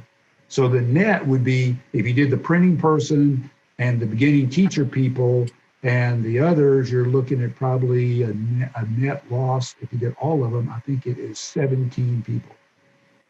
Okay. That's all of them at once. Okay. And I noticed you mentioned a chief technology officer. Yes. And that would be, and I know that you were superintendent, so that would be a cabinet level position, I'm assuming. Yes. Okay. No new people. It just elevates your, I believe that, and I always, that is not you call it your infrastructure, technology infrastructure support or whatever. It's that person you have now would become that position. It doesn't have to be that person necessarily, but that position was very capable. They could clearly actually do that job and be the CTO, Chief Technology Officer. No new people, just one elevation in salary for that one person. Okay. And the attribution, from what I gather in the beginning, because you covered a great deal of information, would be to our budget, all our shortfalls and everything, and our fund balance being, next to nil, you would attribute the majority of that to EC. The part that is spending it, that has gotten you probably into that, probably EC is probably one of the key items, because it apparently Kerry looked at, this is where Kerry would give you a much richer answer, because what he did is looked at your financial reports for the 3 previous years. So as he identified in the slide that was in the program, he actually mentioned when, and it was in 17-18, that the exceptional children expenditures began to really increase. So, and I don't know what all happened then, but I don't know what was a part of pre-K at that time or whatever, or a large infusion of more kids identified in EC, but something happened for that to increase like that in 17, 18, and then 18, 19, 19, 20. Something that's a point. So he looked at the 3 years worth of numbers, which and that was a big contributor. Clearly, your central office staffing, to some extent, depending on how quickly that grew, that can end up being a pretty big piece. And the other part, which on Carrie's list in the actual report, he shows the. I can probably let me see. I think I can get. I appreciate you answering these questions so readily and confidently. No, I'm happy to. I think I can find that actually. It'll just take me a second. Let me see. Yeah, I actually lost. You can still hear me fine, right? Oh yeah, loud and clear. Well, I have lost my video with you all, which is okay. Do you still have video with me? We do. We're not that great to look at, sir, so you're all right. No, it's okay. Well, I'm going to find on his report the listing that he made. I'm getting close to it. Does he? You mentioned the central office positions as kind of like a secondary thing to the EC. I can't imagine that it hits close to the threshold of EC, but did he actually like number out those positions in growth? No, he did not. But here, can you? Well, you can't see my screen, but I can read it. I can read it to you. Yes, sir. What he looked at the total, the 16-17 county appropriation and the 17-18 county appropriation. So this is moving back, and he looks at the items that let me go ahead and look even more current, because he also looks at 17-18 and 18-19. He has them in two charts, and you can find those because I think you got an email copy of the sort of the draft of this, and it's on pages 14 and 15. But basically, what he shows is your appropriation went up 3.9 million last year from your commissioners. So that increased, but here's what went up. Your locally paid supplements went up 1.409, 1,409,000. Your supplements increased by that much. That ate into your 3.9. Your state and local EC costs went up 3.1 million of that. 3.1. Your local matching benefits went up 920,000. Your charter school payments went up 1,036,000, and your local central leadership, this is your more specific question, went up 729,500, comparing 18-19 with 17-18. Now those I think those are exact numbers right off of your audited reports in 17-18 and 18-19. Those are the three. He picked those out to show particularly that if you add those all together, you're at 5, 6, 6.5, almost 7 million more dollars spent than your 3.9 million allocation. And those central office only really contributed 729,000 of that 7 million, about 10%. Special ed was huge, nearly. Yeah. So that gives you a flavor, and that supplement schedule thing that I'm sure your eyes began to glaze over in a lot of this, but that supplement business, that decoupling your supplement from a percentage gives you a lot more control over that. And it was great that you all had the increase that you did, and you can take those numbers from last year for every year's experience, and that could be your supplement schedule for next year, and you decide now how much additional you want to put in it and where you want to put it. And that literally, that can be done. And we had we had a board supplement schedule that the board approved. And we tinkered with it every year with various kinds of issues. Our supplement schedule was very weighted to experienced people. And we had to figure out ways over time to increase how we paid our beginning people more money because we were not competitive. You can't do it all at once because it costs too much. Sure. And while you were talking about your district, were you tempted to put our numbers that would equate to your formula and see if by your standards in your county, if you put our information into that formula and compared it to the current level that we are funded, did you find yourself doing that? No, and I'll tell you why, because when the formula was created 10 years ago, and here's a part of the formula. It has a base amount of money at the time of transition, and the base was a locked in amount from the basically 2008, 9, 10, and it might have been 9 years ago, right at that. I mean, I have a handout that I prepared for a county commissioners statewide meeting that actually shows some of how that worked. And that it depends on at the transition time, there's a locked in amount of money, which assumes at the time that you transferred it over, that you changed to the formula, that you had enough money to start with. Sure. You see what I mean? I mean, if you Yes, were sir. underfunded Yeah. at the beginning and you start formula. with the base is underfunded. But basically from that point forward, what happened is the school district benefited or were hurt by, increases in sales tax and property tax or decreases. And during the recession, the county commissioners and our school board were in favor of it. I mean, our board was in favor of it all along. But the county commissioners were really in favor of it because we took all the hits during the recession.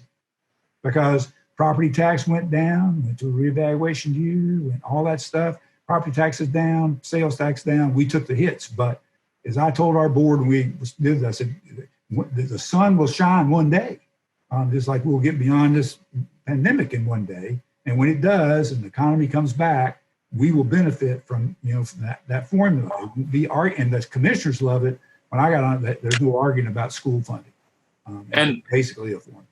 And this is really my last question. Have you found that having that formula in place has kind of maybe like ease the tension if there was any tension, or kind of take the guesswork out of it and give everybody something that they just agree upon without any back and forth?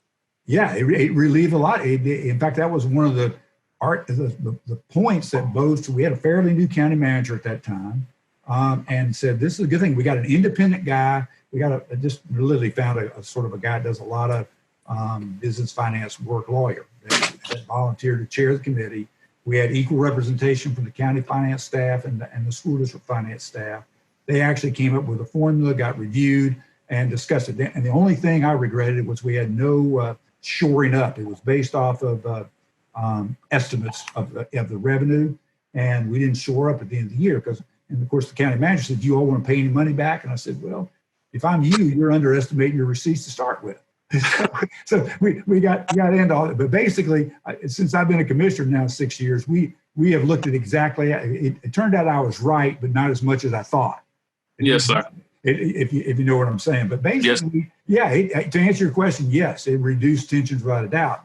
We just passed a quarter-cent sales tax for teacher supplements back in February, right before this. And so now we have, in addition to the formula, we have a quarter-cent sales tax fund that will actually, our supplements were way behind, will actually address teacher supplements. But again, our supplement schedule is decoupled, and we're able to adjust it the way we want to with the infusion of new quarter-cent sales tax money. That's more than you want to know. Is that standard operating procedure to increase sales tax if you're going to increase supplement for teachers? Is that no? Okay, it's just every county has available certain optional taxes. There's an optional quarter-cent sales tax for transportation that's available. Then the quarter-cent sales tax that's available is a general purpose. I think it's called Article 46, whatever. It's a general purpose. It doesn't have to be for education.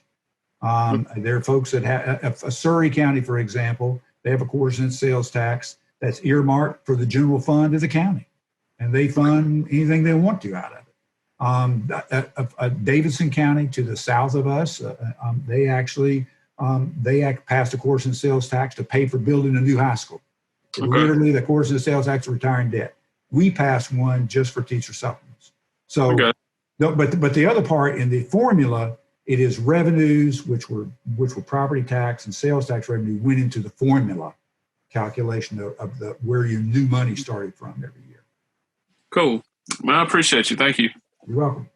Dr. Martin, I'm glad Mr. Johnson brought up the formula because I was going to say the same thing. Can you add our numbers in your formula to see where we are? But we'd like you to share that with us when you have time of how y'all come up with it and just give us a little bit more feedback on the funding model. Yeah, I can send you the handout that shows how it works, but the key is it's the starting point at the formula. Right. And that's where. Now, the thing I also gave you, I did not talk about it tonight, but in your report, you will actually find a couple of charts that compare some key statistics from the Public School Forum finance study, the most recent one, which is the 2020 report, but it actually is picking up data from 2 years ago, was the way it reports. But basically, it looks at your property values and your assessment behind every student. So it looks at your ability to pay, and it also looks at the amount of effort that you're making in terms of tax rate and amount of money, not just tax rate, but the amount of money you're spending for education.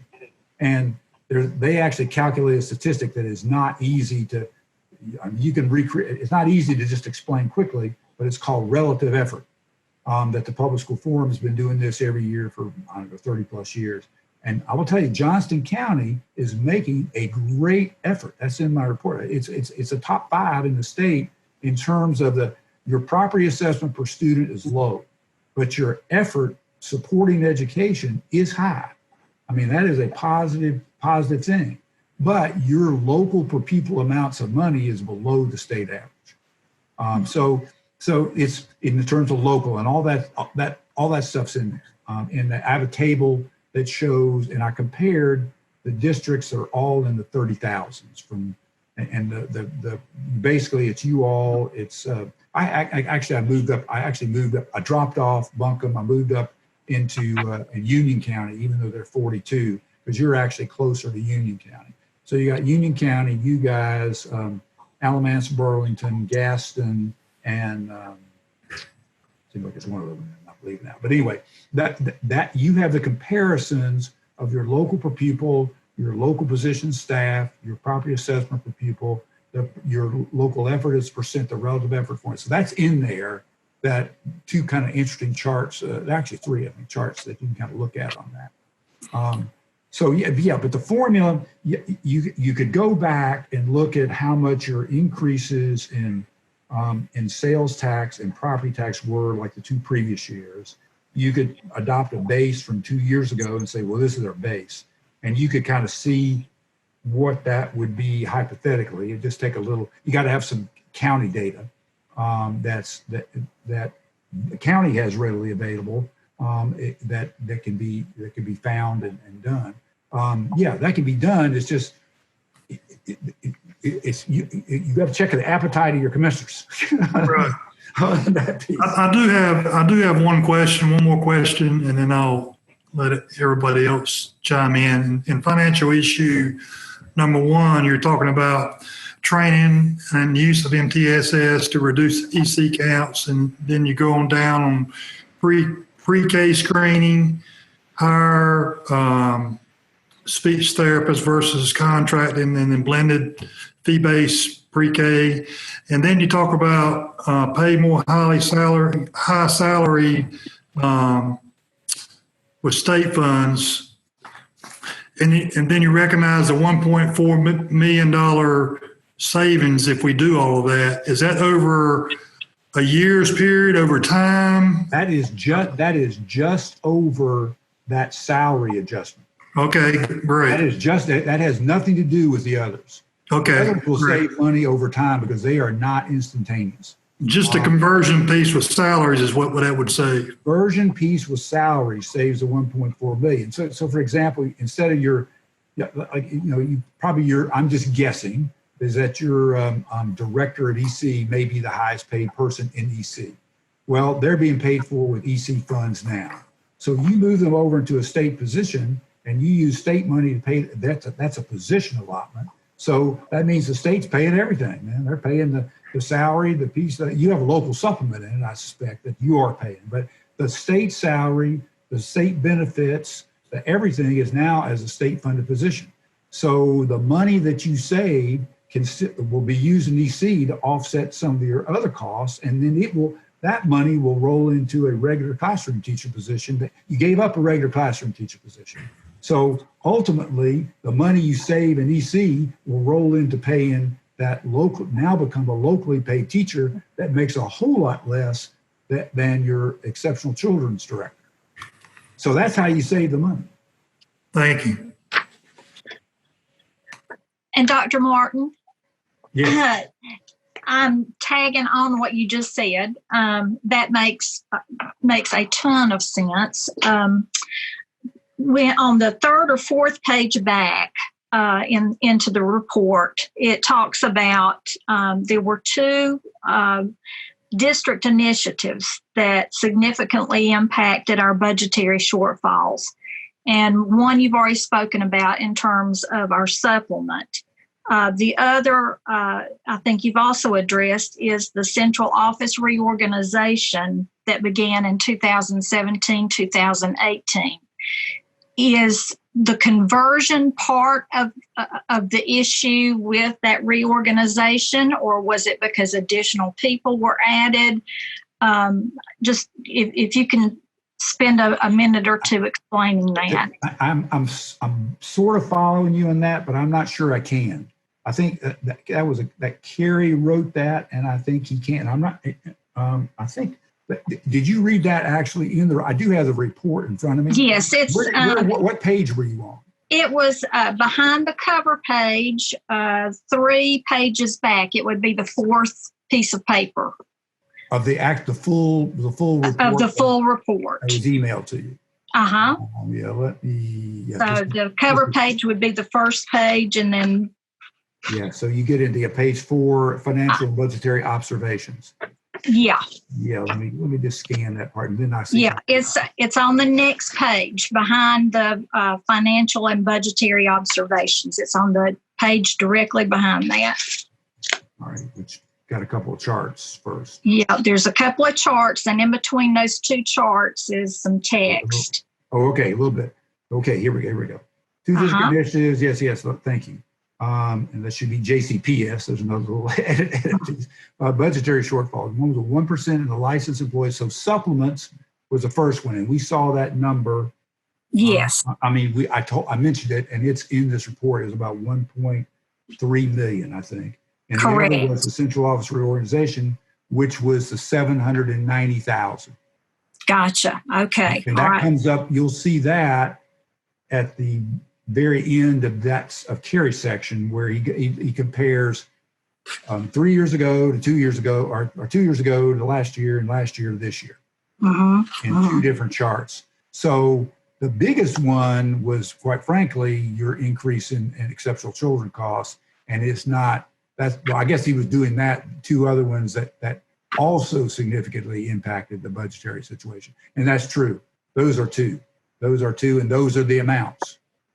Okay, great. And so if we did some of that conversion, moving some of those folks from out of the EC budget onto the state budget, we could save some money. About 1.4 million, according to Kerry. Yeah, that'd be great. Yes, and if you took the basic format of these recommendations of reorganization, you should also you will not say this immediately, but you should save another $1 million in salaries in total. In that piece, but it just takes a little time to do it, because you've got agreements with people, positions, and they're good people. They've been working hard and whatever. And so as you try to work with them, is how quick you have openings and can do things like that. So I know that Dr. Coates was working on how taking the existing staff and how it could match, and she was trying to work. And I know she's been working on it, because she and I probably talked off and on 10 different times over different things. Okay, great. Thank you. You're welcome. Any other questions for Dr. Martin? I have some comments and a couple of questions, Todd, if you don't mind. Going back historically, I do remind folks who are watching that we did have an agreement, a formula derived from the Board of Education and the county commissioners back when Mr. Langdon was in chair of the county commissioners. So that model has been part of our system. Something I want to just address, which is really not a question, but another observation. Substitutes are really a critical issue, and I'd be concerned or interested in how you all dealt with substitutes, but don't go away because I have some other things. When substitutes are not available, TAs are pulled out of their classrooms. Then they drive buses. There's some substitutes are spending very little time as instructional assistants. So I wonder if you have any recommendations about how to recruit and retain good substitutes, which is key to instructional excellence when you have people. Yeah, I wish there's not a simple answer to that. I can just say in Forsyth that basically we advertised. We actually had a fair number of people signing up for it. I mean, we advertised and we had we paid no one without 2 years of college, unless we actually had an unless if the principal would vouch for the person, we could hire somebody with less than 2 years of school as a substitute, and that provision probably helped us some, and it required the principal to vouch for the people. And that was kind of critical to do that. And obviously, when you do that, you're getting outside your sub calling. I forget the name of your system that you all use. You get outside of that because you're getting somebody to come in that's not allowed in that system because the principal's got to know. So you got to work on the mechanics of that. And I'd have to go back, and I just remember that was one of the strategies that we got into with substitutes. And of course, the other part is you did a quality issue, just trying to, as principals, try to weed out people who shouldn't be on the list, that go through the process of getting on the list and go through the initial training, which is not much. It's just learning how to use the equipment, et cetera, and you get all their credentials checked, that their criminal record background check and all that stuff. But the other part, if you had less need for substitute bus drivers, then you don't lose as many substitutes for bus driving. And that I did recommend, because I actually said there, I said this is a statewide problem and there is no easy solution on the bus driver subs. And essentially I said, you'd have to spend some money to hire more with full-time subs. Obviously, you don't pay a sub, but if you're hiring a full-time sub, you are paying them benefits. That's for bus drivers, substitute bus drivers. And that can actually help in that arena. And that can reduce the need of some subs for buses, and then if you get longer routes, which I think you're going to have next year as you reroute with your TIMS program, change your starting times, you should have longer routes. That'll be fewer routes in your district, and you'll reduce your need for bus drivers. So it's a combination of a whole bunch of little things that could probably end up helping reduce the need for subs to do other things.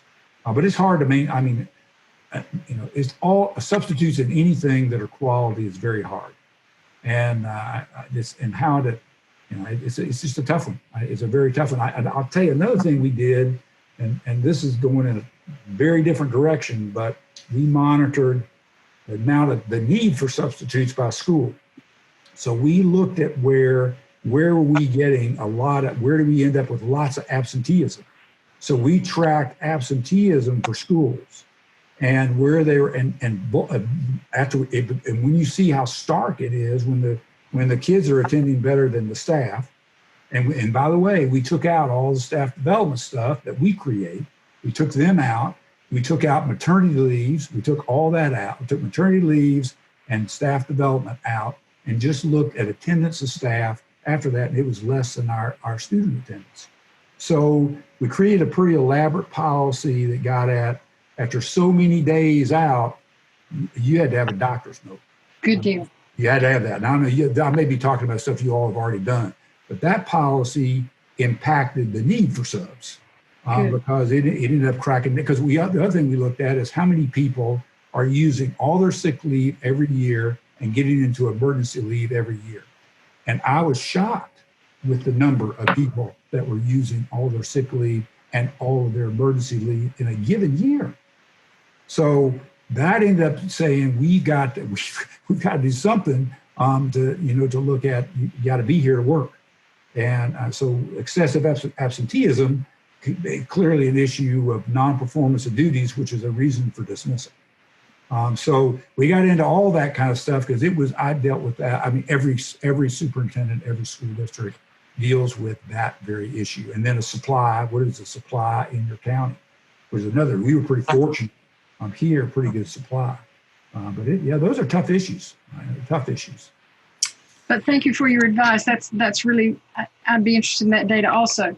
My next question is, I read the report and I'm not sure I saw anything specific about how you would address the PIO position, what direct link they have to the superintendent. Ms. Sessoms is a former PIO and she was cabinet level and she went directly to the superintendent for press releases and other information. I'd be interested in where you see the PIO in your flow charts and to whom they would answer and the layers of bureaucracy that they have. Yeah, your current your current PIO is now in the is still a part of your. Let me see, because I'm losing. One second. I don't want to misspeak. Yeah, you still have your, and I enjoyed, you're talking about Mr. Hicks, Dan Hicks. I enjoyed my conversation with him, and that position is actually still, it is actually, let me see, I may be wrong. It may not be. It's under the Operation and Communications Department with me. Yes. Dr. Martin Delorskill. Nathaniel, right? Nathaniel Shelton. Nathaniel is our Executive Director of Communications, but I actually serve as the PIO. And also serves as the PIO. I'm sorry, I'm missing you. Yes. I mean, me and Nathaniel work in coordination with that, but I actually do the actual PIO part of it at this time. So you're in the operations department. Right, I'm operations and communication. Yes. So I'll tell you, in my conversation with him, with Nathaniel and Shelton, because I was a little surprised to find it there, and in talking to him, he convinced me of a lot of great advantages to being located in the kind of operations area, and part of it was there's so many emergency, from weather to emergencies to whatever, intruders, safety issues, all of those things are so laden with dealing with the press and the public that maybe that immediate access to that information, probably being in that location, made good sense. And that was kind of his discussion with me about that location in that place. The relationship with obviously there needs to be. In fact, you could have a joint appointment to the superintendent. So I had the PIO person reported to me, and I had to have that conversation. But I'd never thought about the advantages of it being where all the action is and safety, intruders, and all that kind of stuff. But yeah, that there can be, if there's access issues, then it's kind of key on the people and the issue of the superintendent, saying, I got to have this. And you may have a dual reporting role. And in fact, you could literally pull out part of it and have the PIO directly probably with the superintendent and leave your communications somewhere else. There's also a possibility of doing that. But I probably didn't get enough in the weeds on that to give you a good answer, but that's. But Ms. Gill, you do serve on the cabinet, is that correct? Yes, ma'am. Good deal. Just a couple more comments.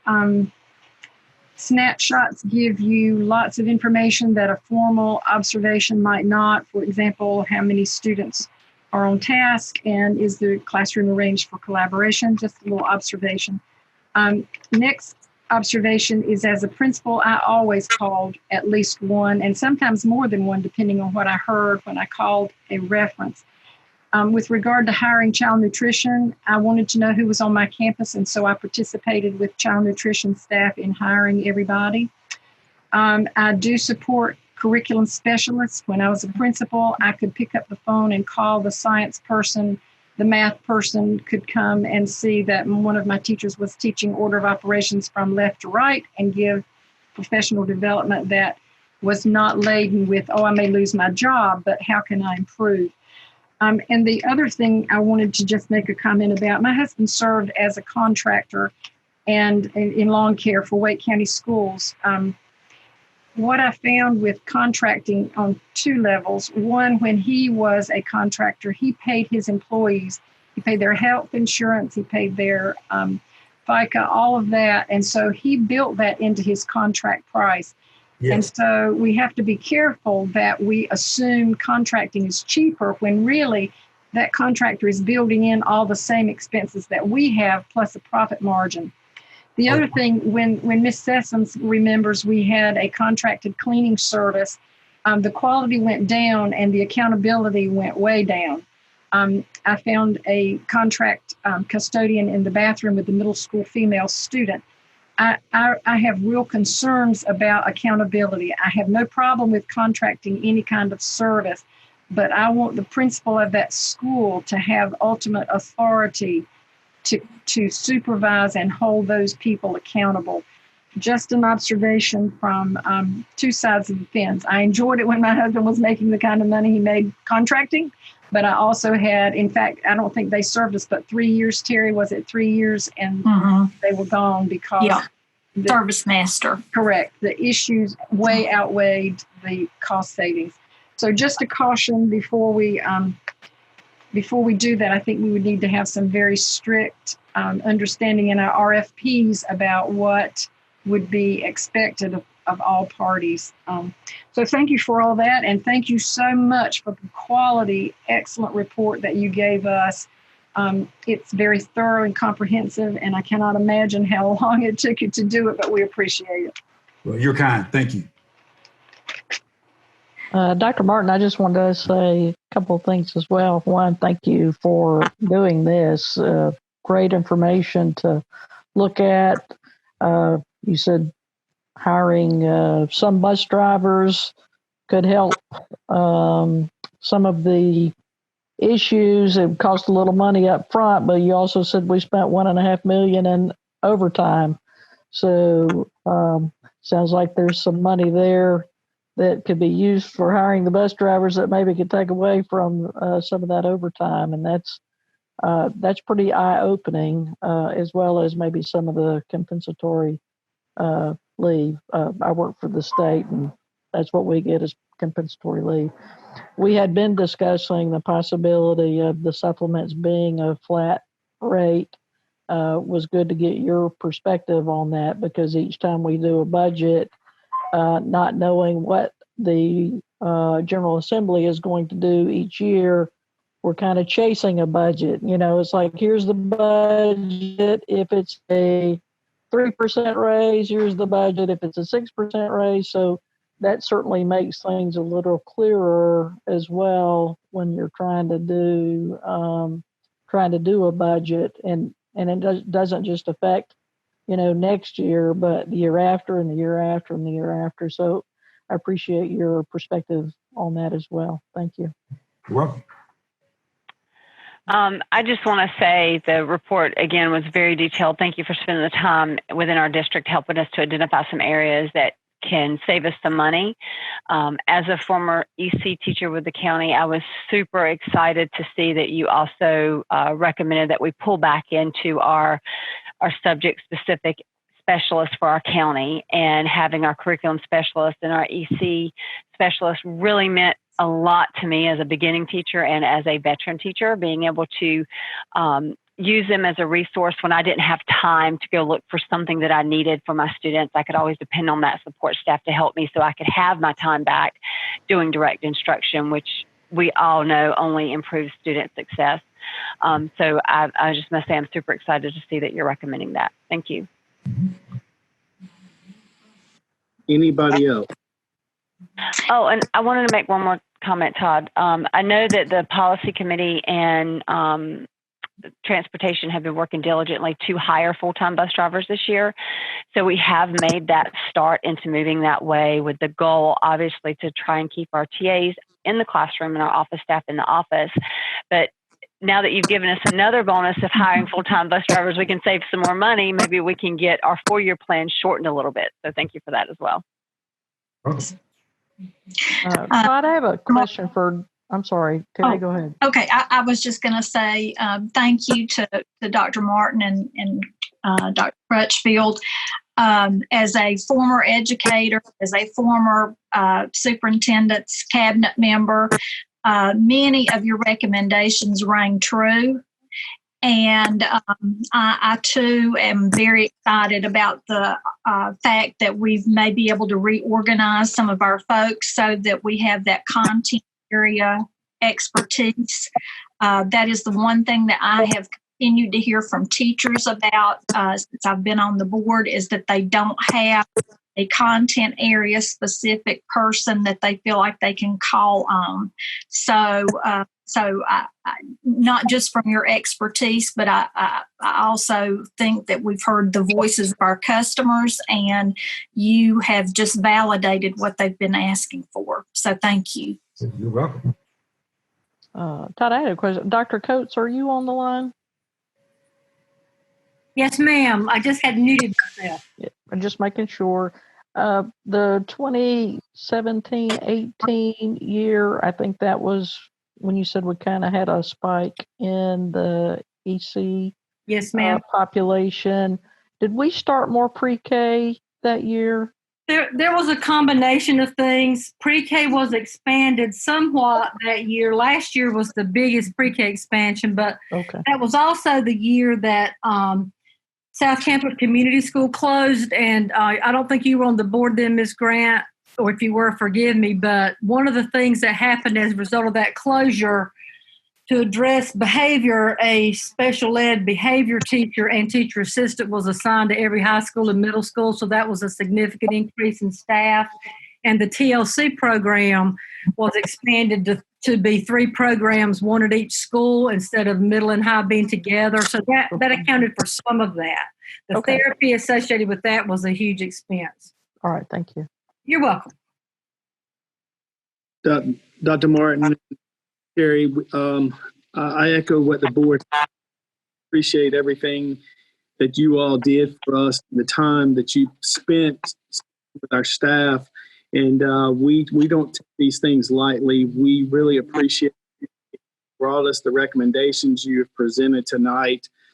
Gives us a lot of good ideas to think about as save money at any time, but more importantly, pandemic going on and how it's going to result in the sales in our county, as well as what you said earlier about the projection of 14 to 18%, I believe, is what the projection you had. So we appreciate we want to take these things and ahead. And I would like to have a conversation with the board today where we can kind of size these items to see which items are more important to us and how we start basing the recommendations you have and put them into play for Johnston County Public Schools, so we can go ahead and start seeing some of those the savings that you've talked about tonight. So again, I appreciate you and Mr. Carey's information, and thank you for your time, and thank you for your time tonight to explain it to us. I'm just sorry that Carey went online. He could have fleshed out the first part a whole lot better than I did. No problem. You did great. Absolutely. You're kind. Thank you. If it's no other questions for Dr. Martin or Mr. Carey, I'm going to turn it over to Dr. Williams now to go through our budget proposal for 2020-2021 school year. So thank you all, and I'm going to sign off. Thank you. Mr. Chair, may we take a 5-minute break? 5-minute break. Thank you.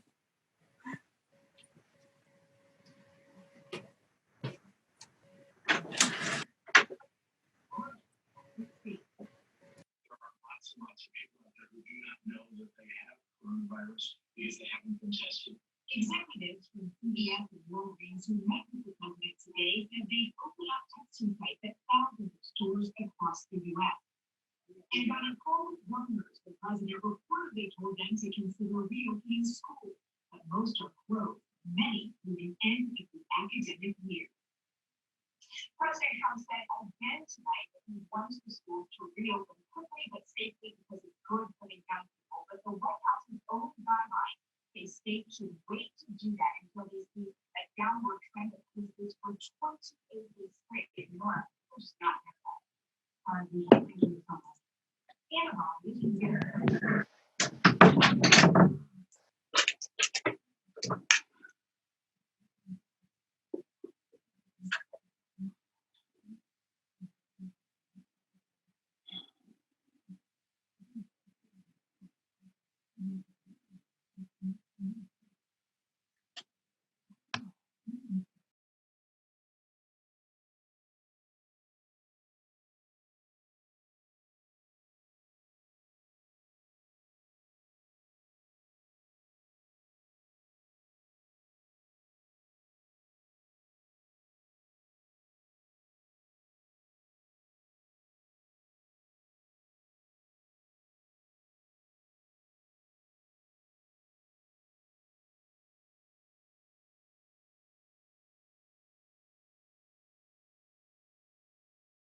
all the board members back, and in the boardroom, everyone's back in here. Brian's coming back down the hall. So at this time, I'm going to turn it over to Dr. Williams to go ahead and present the budget for this coming school year. Thank you, Mr. Chairman. Appreciate that. What I would start with is let me just begin by saying that the information that was received tonight from the wellness audit, there were several things that were covered in that wellness audit in terms of previous year's information and things of that nature that Dr. Martin has already covered. So I won't recap those. What I will do is just start by identifying starting in the budget and going through the budget process. Where we started at was essentially with the cuts that were made, the budget cuts that were made in the 2019-2020 school year. As you remember, when we started the school year in August, and as we were going through the school year, prior to my coming on as the interim superintendent in January, there was a lot of work that I know the board was working on, as well as the senior leadership, in terms of trying to cut additional funds from the budget. Those funds, as was reported by Dr. Cosby at the time at his presentation, equal up to be approximately $10 million in the 2019-2020 budget. As the team began to put the budget together for the 2020-2021 school year, just know that we started there at that figure, meaning that whatever those cuts were, we just began with those cuts out. So that was approximately 10 million, and whatever was in those cuts prior to beginning this process were not restored. So the budget that you have linked to your agenda, I believe that this, I don't know if this is exactly the format by which you have seen it in the past, but this is a line item type budget. And I think that between that and the cash flow document that we have been going to, that Mr. Stanley has been preparing for the board meetings, and Ms. Lee, who are with me here today as well. This is, there will be some things that you'll see line item wise, just a reminder that although there may be some line item issues in school budgeting, we don't do line item budgets per se. So, but it breaks it down a little bit more in detail for you. So with that being said, and after I go over what we have in the budget and go over the final amount for local current, or excuse me, county appropriation, again, I just wanted to go ahead and make those notes that we had the benefit, obviously, of having the wellness audit prepared and ready for report tonight. So that was helpful in terms of a lot of the background information and some of the information from previous years and budgets. Secondly, the cuts in the 2019-2020 school year remained in place and just started from that point moving forward. So with that being said, inside of the line item budget, you may see some areas in parentheses where there would be, or excuse me, as you go through what the difference is, plus or minus on some of these line item sections. And we can answer any questions that you may have on those. But what I wanted to go ahead and get to was the county appropriation. And this is found on the third to the last page. It should be the county appropriation on the third to the last page. So with the budget planning process, understanding that the things that were identified in the 2019-2020 as we were going through that school year, those cuts stayed in place. And what you heard tonight from Dr. Martin were the items, for example, the teacher supplements, and funding the teacher supplements, the EC piece of his presentation. And we also counted for a possible increase in salaries from a state budget Again, a lot of conversation tonight about that, and a lot of good questions for Dr. Martin in return in terms of that piece. But we did build that into the budget in the event that that does take place, so that we have it as a part of the budget. Certainly for the work session for tonight as we move forward after tonight and begin to look at the budget even deeper and further. But with that being said, the total amount with those considerations that I just mentioned, plus the 10 million that was already cut and was not restored, came to 72,205,356. And that was the total county appropriation. Now what I can do is I've already identified what those areas were for the increase, and they were again, and Mr. Stanley have Miss Lee here who can help us with this piece, but again, trying to account for a possible salary increase statewide, the supplement, and making sure that that was accounted for, and any of the additional EC pieces were also accounted for in this budget. So I will take a moment. Mr. Stanley, Ms. Lee, is anything that I left out in terms of what we considered for this particular budget? Okay, thank you. So in terms of presenting the budget, again, it's really the same items that we had before, nothing restored from before, and accounting for an increase, a potential increase in salaries, and the EC and the supplement. So at this time, we've got the team here assembled, and we can certainly talk through anything that you would like to talk through. Again, Dr. Martin shared a lot of information before, and there was a tremendous amount of background information and suggestions, obviously, that were made, or recommendations that were made as a result of he and Mr. Crutchfield's wellness audit.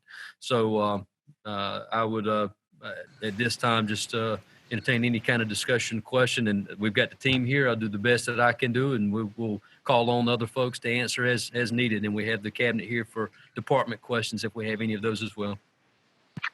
Thank you, Dr. Ian. Is there any questions from the board? I think, Dr. Smith, you were trying to ask a question, so I apologize. I'm sorry. No, I should have waited. Dr. Williams, he made some suggestions about converting not converting, but assigning positions to the state budget and using local supplies for supplies.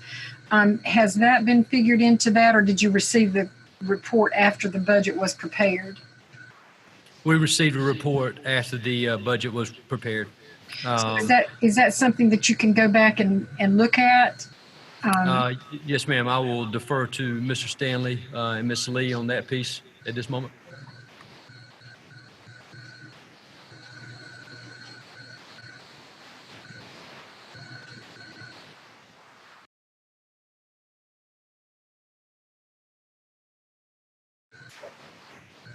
Ms. Lee is muted. I can't hear anybody. Hold on a second. I just turned mine off so they can speak.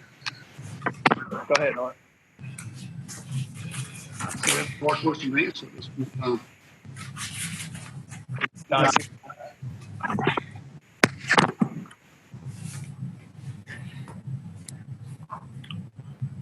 Did anybody? I can't hear anybody. Oh.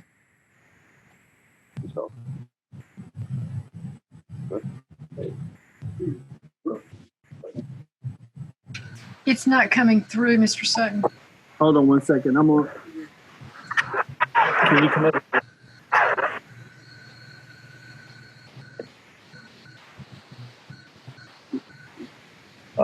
Repeat that question. Mr. Dr. Crutchfield and Martin.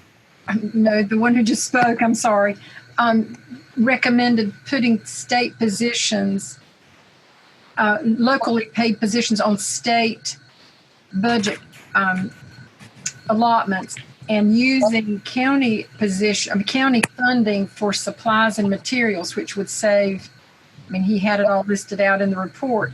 Has there been, and Dr. Williams said that the report came in after the budget was prepared.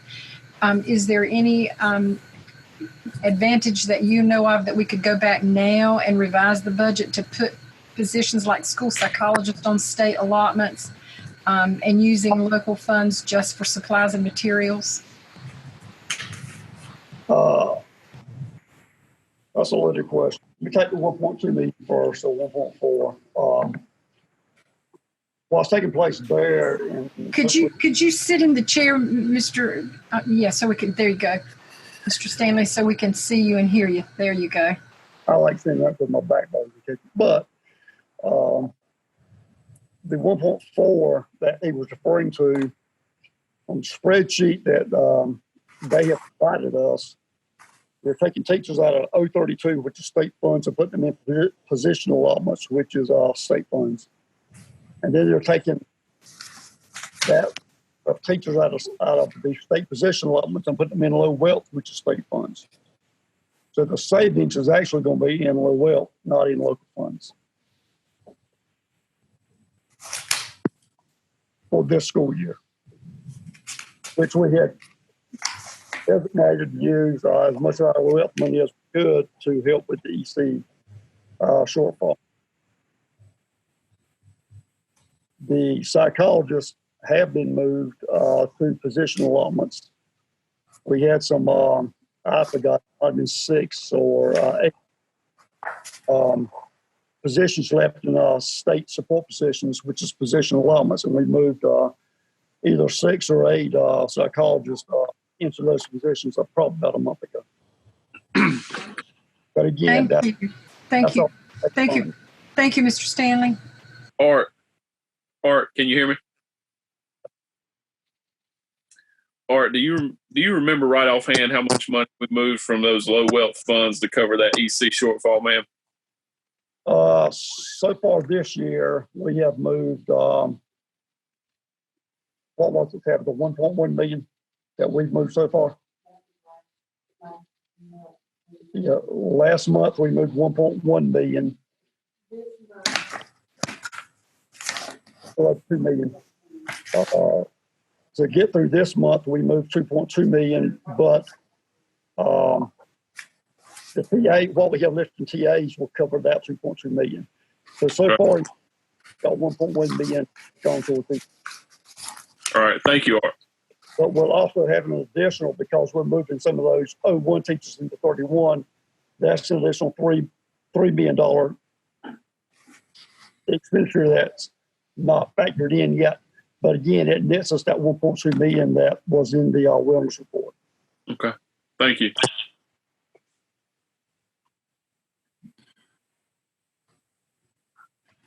Dr. Williams. Yes, sir. Could you reiterate that this budget is, what we're requesting is, this budget consists of not cutting any programs and any cut, it's not cutting people. Obviously, we got work to do with reorganization, and there was a great report earlier, but this budget is all the way down to the point where reduction would cause a cut in programs or people, correct? Yes, sir. There's none of those cuts in this budget at this time. No, sir. But and I want everybody to know that this is a working document. It's not an action item. This is a working doc. I want to thank Mr. Johnson and Ms. Grant for their hard work. We're meeting individually with Dr. Williams, a lot of input. I want to thank Dr. Williams and Dr. Kroom and Art getting the cost of programs so we can put the cost versus reward on those programs. There's a lot been put on behind the scenes so we can make prudent decisions, and we still have decisions to make. And I know Ms. Grant mentioned the need for a math curriculum, and we highly need that across the county. So that's another item that's not in this budget. So we still have some work to do. And I just want to say, first of all, thank you to Mr. Johnson and Ms. Grant and Mr. Wooten, everyone who's been involved in working with this budget, Dr. Williams and Art. I know it's not an easy task, but I would be remiss if I did not say that I believe that we are going to have to make some major cuts. We all know that even with the CARES piece that's coming down, that in my conversations, sales tax revenue is way, way down. And the budget that we have in front of us, knowing what we're facing with the consequences of this pandemic, is unrealistic. I, as a former cabinet member who was on cabinet when we went through the recession that started in 2008, we had to make some really hard, tough decisions. And it was not about wishful thinking. It was about, this is what our county manager has said. We can count on, and this is what I need for everyone around this table to cut. And I'll never forget the superintendent looking at each of us and saying, we are going to protect classrooms. We are going to protect our classified people. We will protect the supplement. The cuts are coming off of this table. And he charged each of us with cutting out of our own budgets 20%. And then after we cut that, we had to cut again. So I want everyone to understand that this is that cuts will have to be made in this budget. And I am so thankful that we had the wellness audit. I think a lot of good recommendations were made. If we don't use those recommendations, we have wasted that money. So we had outside people who are experts come in and take a look at it. And some of it can be handled with attrition, but some of it is just going to have to be hard cuts. And I don't envy any of us in this position. I'd like to add on, Terry, the audit did two things. One, it gave us a lot of good recommendations. I agree with you. And one of the things that they did not cover in the presentation, but did in the document to us, was that our finance committees have done a good job with handling the monies, and they could not find any evidence of mishandling of money. So it's not a waste regardless, but there are a lot of good things that came out of it. And, you talked about teacher supplements. That's one of the things that we've got to decide what we're going to do going forward, because even in this budget, if we had no increase, and Dr. Williams, you can correct me if I'm looking at this wrong or didn't understand what you told me correctly, but we have a $3.1 million, almost $3.2 million shortfall in the teacher supplements, and that's because we didn't have adequate funding in place for the supplement this year. And so the monies that we are saying we need in the budget, if I understood you correctly, is to make up for the money we didn't have, that's next year, what we didn't have in the budget for this year for teacher supplements. Is that correct? Dr. Yes, Williams? ma'am. Okay. That's correct. So we're already starting off almost $3.2 million in the hole with teacher supplements for this year. And that's going to continue to be things like that if we don't decide what we're going to do with teacher supplements, because right now it's a part of the increases that happen. I mean, we already know that salaries are going to increase because our local monies increase for those teachers when the teachers paid on state monies get a raise, then our teachers on the local monies get a raise, and that comes out of our pocket, and that's absolutely the right thing to do. But this teacher supplement piece, we've got to decide what we are going to do. We want to pay the teacher supplement. I'm not saying we don't. I don't want anybody to misunderstand that. But are we going to have it continue to be tied to the raise each year, or is it a flat rate?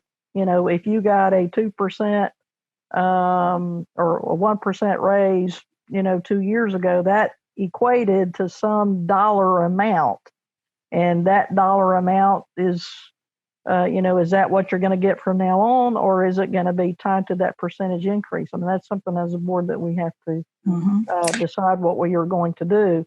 But the other thing is, this is the bare minimum to keep things status quo and to make up for that $3.2 million in teacher supplements. But we've got to figure out how to have a math curriculum.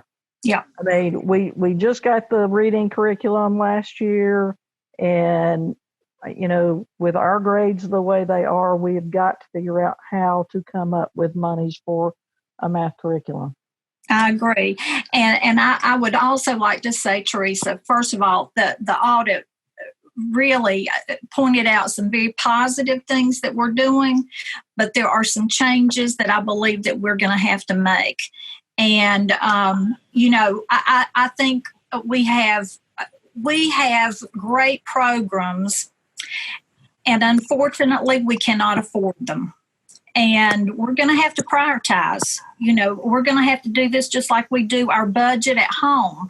When we know that there's going to be a shortfall in our income, we prioritize at home. And we're going to have to do the same thing with this because, number one, the money is just not going to be there unless something miraculous happens. And so that prioritizing is going to have to occur, and I don't want to see good things go away, but we're going to have to decide what's most important. We have a lot of good programs that we simply cannot afford at this particular time. And I recall last year we cut academies from our high schools that were very successful and served children well. So we have already made hard decisions. But I want to go back to what Ms. Grant said. So I'm not on the budget committee, so I'm really trying to clarify. On the chart, it's 13% for a teacher, let's say, with 20 years. So that teacher gets a $1,000 raise. That $1,000 gets 13.5% of that additional money. Is that right? So now instead of having $750 supplement, she's now getting an $805 supplement. I'm just making up numbers. But that's what you're saying about it being tied to a percentage. Is that correct? Yeah. Okay, good. So I understand that. Good. I think Mr. Ronald's trying to say something. No, it's almost counterintuitive to look at this wellness audit and say, good job, and then say, whoa, we don't need it. We can't have all that money. But I get what you're saying.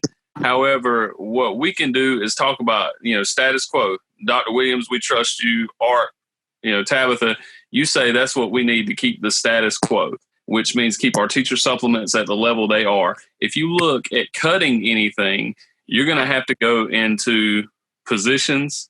You're going to have to go into you're going to have to go into that supplement. I mean, that is your two things you're going to have to go into, or you're going to have to go into a major program, which is, I'm about making tough decisions. Under no circumstance will I want to touch that, or I will advocate for touching that teacher supplement. But if you want to keep the status quo, the rate we're going, and not eliminate any jobs, any programs, any positions, then this is what we need. However, if they come back and say we can fund you at this level, then we're going to have to make some very tough decisions. But I don't want to start cutting our feet out from under us before we get to the table. That's a good comment, Ron. But also, we got the tools in place to make the decisions that we need to make, and I appreciate Dr. Williams and all those working behind the scenes to get us that information. This is a working document. This is not etched in stone, but I agree with what Ron says. Is we're going to keep the status quo. This is what it's going to take, and then we got to go from there to find out what we all can be satisfied with and be fair to all the stakeholders too. So we got the tools to make the decisions. It's just, along with the wellness audit and those ideas, but we got some decisions to make. Well, I just want to reiterate, it can't just be this status quo, because we've got to have a math curriculum. Yeah. And that's $2 million. tell me the timeline, Finance Committee. When do we have to give the commissioners a proposed budget? Dan? May We have to vote on our budget at our next May board 12th. meeting. Right. May 12th, we come back, it needs to be voted on, well, to be presented to the county commissioners. What has our county manager said in terms of funding? That's our next step. Have they seen this proposed budget? This one that you're going over tonight?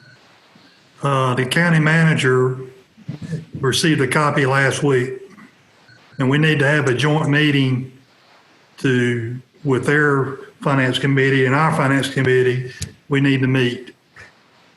Mike, can you go ahead and reach out to Mr. tomorrow morning to see if you can go ahead and get that schedule where you and Mr. Johnson and Ms. Grant can meet with their finance committee so we can be proactive on this? Oh, Yeah, we'll set that up tonight. Okay. The other item is I echo everything that everybody has said. I do agree that we've got to look at some type of flat rate supplement piece, and I think Wake County has the model that is already in place. That is the only way we can really put together a fine-tuned budget, because right now we're throwing darts at teacher supplements each year based on the increase from the state. So if we've got some kind of model in place, we can budget that more efficiently than what we're doing right now, as far as having to go back, like Ms. Grant was talking about earlier. And I think that the finance committee has discussed some of that in their meetings and looking at some of that as well. And so there are some things that we can look at. And what really stood out to me too is the money with the pre-K side as well. You know, if you look at the chart, over $4 million from the pre-K side involved in the EC funding as well. So Todd, I agree with before you get off the flat fee for teacher supplement, I agree with that philosophy or that model, but that's not going to be a big cost savings now. It'll be a big cost savings down the road, but that's steps we got to take, but it's not going to help us in this coming up budget. No, correct. If the state did increase, say, 3% this coming year, we would savings immediately, because we would already have that in place going forward.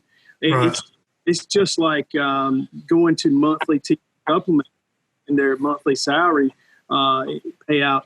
That's going to save us $100,000, but $100,000 savings that could assist us along with other savings. Then we find enough for that math curriculum. I mean, every dollar counts that we save, and from that standpoint, that's still something we really need to consider.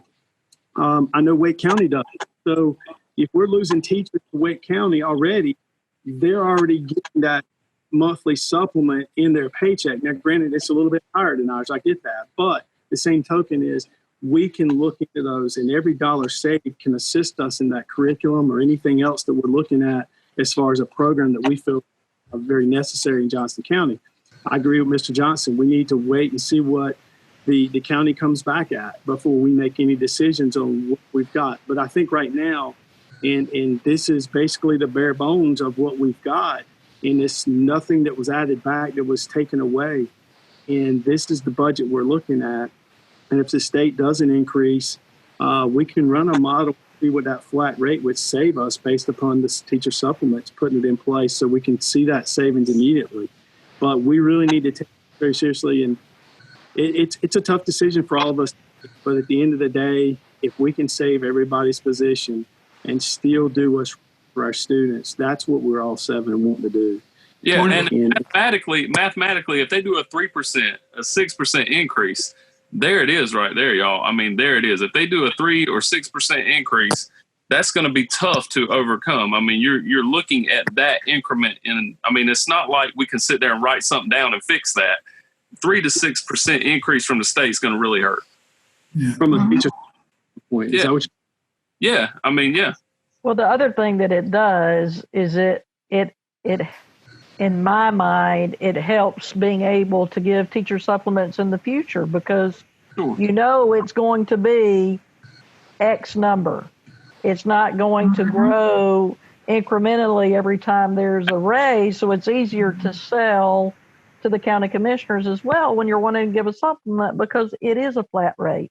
And what it is today is what it's going to be next year and 10 years from now. But hopefully between now and then you've gotten another one because we know how much it's going to cost. We don't have to, speculate it's going to grow to this next year and this next year and this next year. So I think it helps being able to sell a supplement in the future when you know what that flat rate is. I would love to see what this budget looks like with the recommendations made that Dr. Martin presented to us tonight with some of the reorganization strategies that he provided. I would love to see that and see what kind of a difference it might make. Because I know the county commissioners, they were very supportive of us having this wellness audit. If they see us using that information to make decisions. And there are plenty of vacancies in the county. I went online this afternoon and looked. There's plenty of vacancies that through attrition and filling vacancies, we don't have to, people don't have to lose their jobs. So I would love to see what that looks like, how that would figure in. I agree with that, Terry. I'd like to see that and then how the reorg would look with inside of our district and where those positions would be and meaning the positions that need to be filled. Just the whole idea of how that would work and flow. Do you think we can do that before next board meeting? Is that doable? I think that's doable. Remember, you have a meeting Wednesday night, a couple of meetings Wednesday. And these would be public meetings, so they have to have notice. We won't have it done by Wednesday, I can tell you that. Tabitha, please. Yeah, that's a huge feat. What'd you say, Ronald? I'm calling for Art or Tabitha. Could we have some these recommendations that Dr. Martin and Carrie brought up in their wellness audit? Is there any way that we could plug these in and see how that would affect our budget in a positive manner? Terry, any or all of those recommendations, yes, right? Absolutely. Mainly, hey Todd, mainly the ones that's going to be a direct effect this year. On the budget. Right, like the reorganization over in CIA. Right. And the changing positions. I had an in the weeds question. I know this is on line item 161, budget code 6550. It's transportation, and the line item is gas and fuel. The amount last year was $60,000. The amount projected for this year is $60,000. We've lost a quarter of our school year that buses have not been running.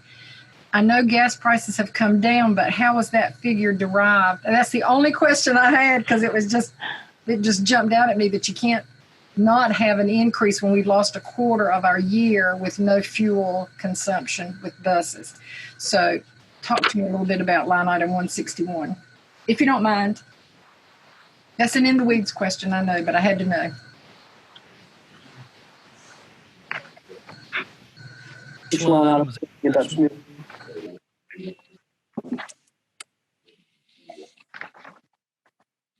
That was line item 161. Mm-hmm.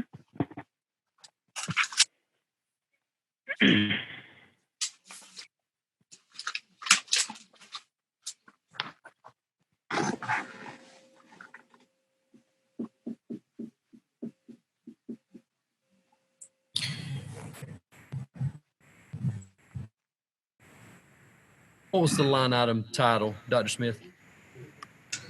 It's line item 161.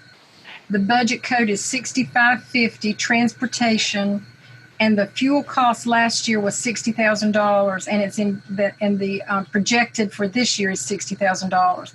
And my question was, since we have lost a quarter of our school system's year without buying fuel for transportation, how is it that we're going to maintain when we have basically an additional quarter of driving buses and sending out mechanics and, transportation people going out, servicing buses and all of that and keeping that. And I didn't know if it was because the projected price of gasoline had gone so far down. I just needed an explanation about why we could increase by essentially 90 days of fuel and still keep that expenditure the same. That was my question.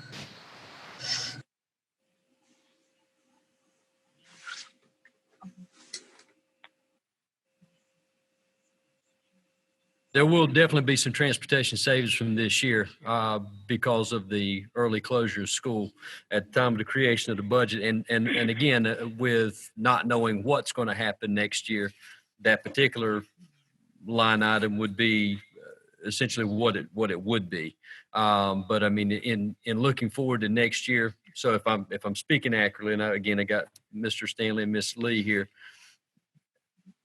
When we were creating this is what we would have been counting on. This is what we would have been looking at. So any savings that we realize, we won't realize that till we complete the year and we realize what we would have saved. So we budgeted. Gotcha.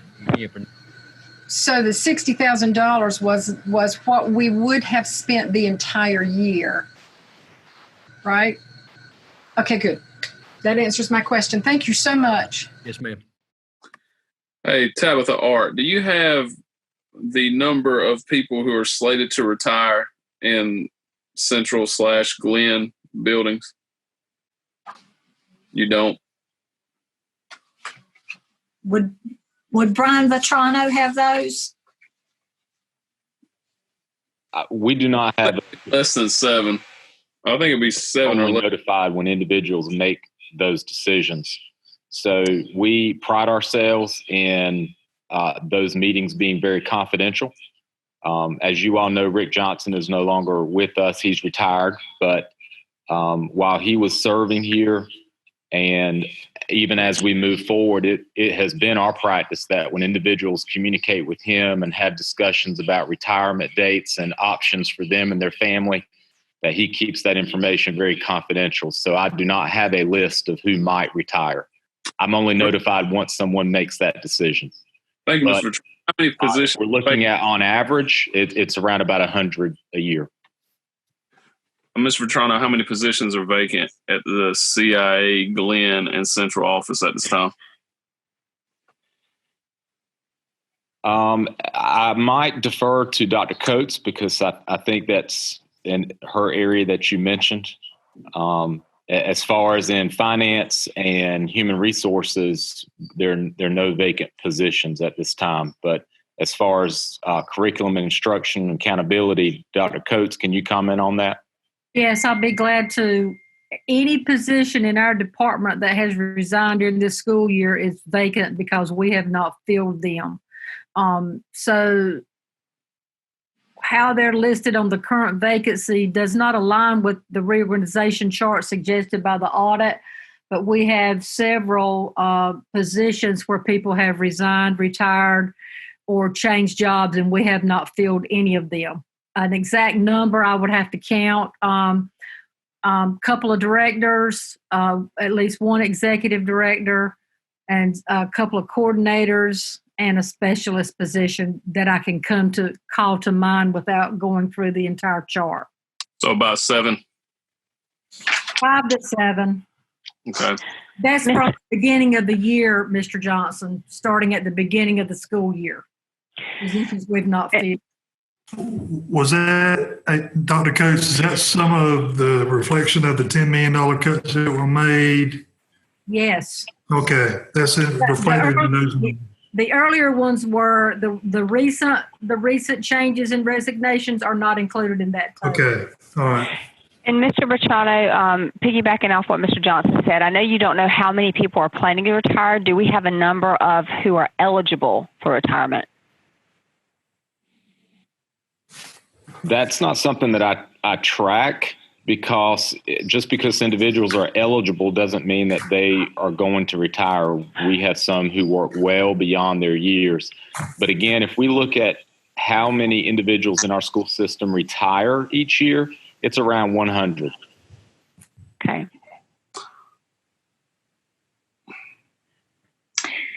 So, Mr. Vetrano, I was looking on the website this afternoon, and it looked like there was around 36 vacancies that are licensed positions. Is that current? So if you just look today, Ms. Sessoms, that is probably not an accurate picture of our vacancies, and here's why. Principals are receiving allotments tomorrow, unofficial allotments, preliminary allotments. And so in talking with principals, as we have been during this closure, we are preparing to begin posting positions for next year. And so we asked principals to identify which positions this year are vacant that they still would like us to post, even during this closure, that they feel we need those positions to be filled. So critical positions. So the positions that you most likely saw today are the positions that principals identified that they wanted to keep posted for the remainder of this school year. It would not include all of the vacancies that we currently have because, again, we're in a transition period here. You're going to soon see positions begin to be posted for next school year. Right. But for this school year, it would probably be 36 vacancies. At least it would be more than that. More than that. And those Yes, are ma'am. licensed positions. Okay. Thank you. I have a question for Dr. Williams. In the budget, one of the things you talked about was bus routes for Innovation Academy. And when we started Innovation Academy, that was geared towards our students who live in the I-95 corridor. And we have a lot of students that are outside of the I-95 corridor that also attend Innovation Academy. If I read your budget right, there are 5 routes that pick up those students who are not part of the I-95 corridor students. So these are people whose families have chosen to try and get their children into the program, but they may live in Cleveland, Clayton areas. How much does those additional bus routes cost? Do we know that? That was on a spreadsheet that I was working off of. I appreciate that question. That was on a spreadsheet that we were working off of. Ms. Gill, if you're still on, do you recall what was entered into that spreadsheet? I do not. I would have to ask about that, and it changes from year to year according to, how far and how efficient we can make the buses. So, I'd have to see which kids, what it looks like for this coming year. So you would have a base cost, but then I've got to get with Chase and find out who are the potential kids and who is going to be riding a bus this year to see. But then we could get an average. But I'd need to get back with you on that. Yeah, I could get it was early on figures earlier in the year whenever it was being worked on. Yeah. I can definitely get that information for you. We can get it. Okay. I'm running 11 routes. 11 routes is what you're running for Innovation Academy? Seems like it's 11 total routes. And then you had those 5 that were going in outside areas and, some of them all the way up to the Corinth area. And, you're dinged a couple of ways. Not that it would be monumental amounts of money, but then your efficiency rating, how long it takes to pull a person to drive that bus and those types of things. So 11 routes are for the I-95 corridor children, and then 5 additional routes for those outside of that corridor. So it's 11 total. 11 total. So 6 in the I-95 and 5 outside. And I will of check the exacts, but I believe the last time we looked it was an 11, and then you've got those outlier ones. That's And- included in that. Okay. And I think it's important for people to know. I mean, we hope that we have the funds that we need to continue doing all of the programs that we do, and as well as add that math curriculum. But Innovation Academy, that the money that we spend on that academy is almost equal to what that math curriculum would cost. And we do great things. I hate that we lost the choice academies, because I truly think that the increase in the number of students that did not graduate, I think a good portion of those numbers came from the closure of choice academies. And I'm not by any means advocating that we lose any programs, but if we have to come up with those kind of dollars, and that is the biggest dollar-wise program that we have. But I just want people to understand what's on the line if we have to look at those type things.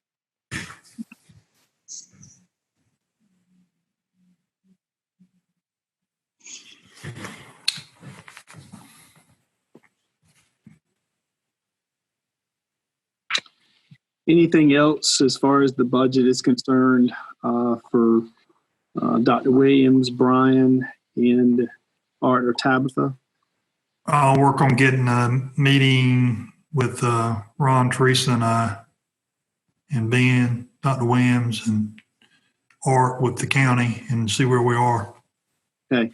And I also, to just update everybody, Ms. Sessoms, when you were talking about adding in all the recommendations, I've asked Brian to do hypothetical situations based upon the recommendations that the wellness audit presented to us tonight in in a line item format, so see what those are and how it would affect our overall budget. I think that's what you were looking for, correct? Yes, thank you.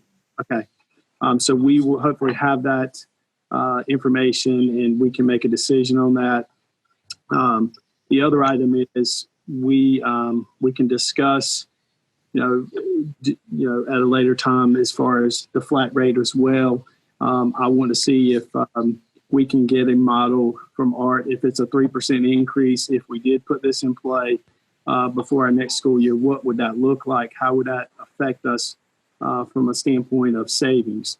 Whether it was on a 3% scale or a 5 or 6% scale, I think Mr. Johnson was referring to earlier. So we can look at those two items to see how that would assist us in our budget for the next school year if they get a raise, and the school year to come as far as the raises are concerned from the state level. Yes, Dr. Williams, go ahead. Yes, Chairman Sutton, I just wanted to take a moment as we're going through concluding at the end, just to talk a little bit about putting this budget together. And I'd like to thank everybody who was involved in this and the situation by which we were working with that.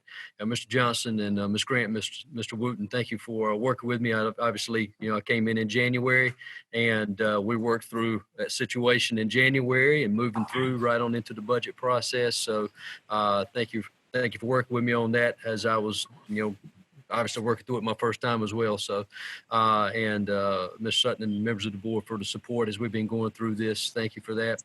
And I want to make sure I specifically thank each member of the departments that contributed this, because in 2019 and 2020, as we were coming into the school year, they had to go through and find $10 million.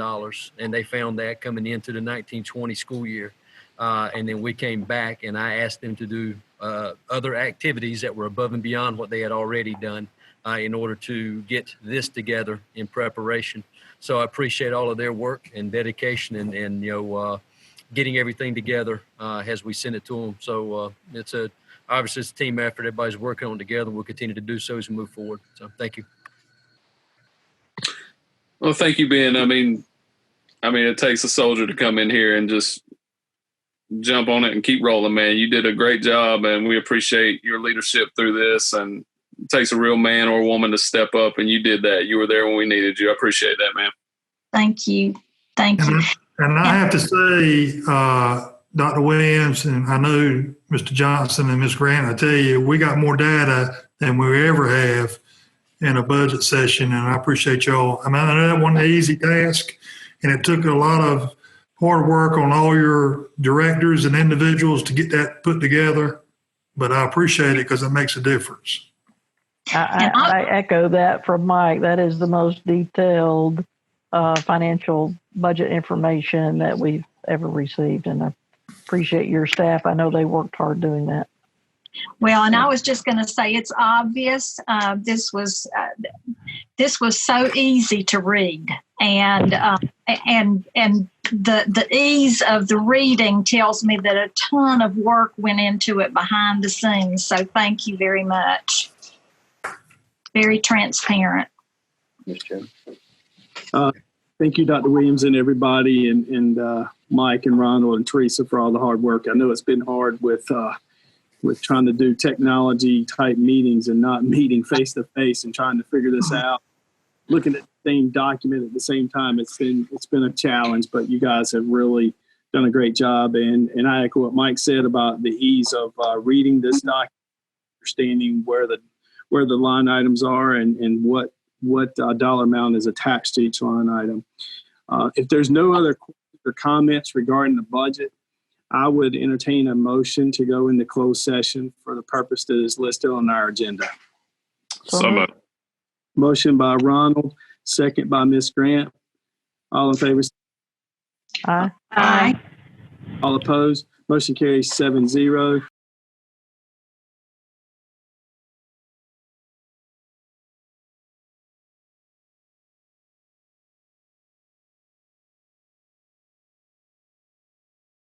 Second by Ms. Grant. All in favor say aye. Aye. All right, motion carries 6-0. We adjourn. Guys.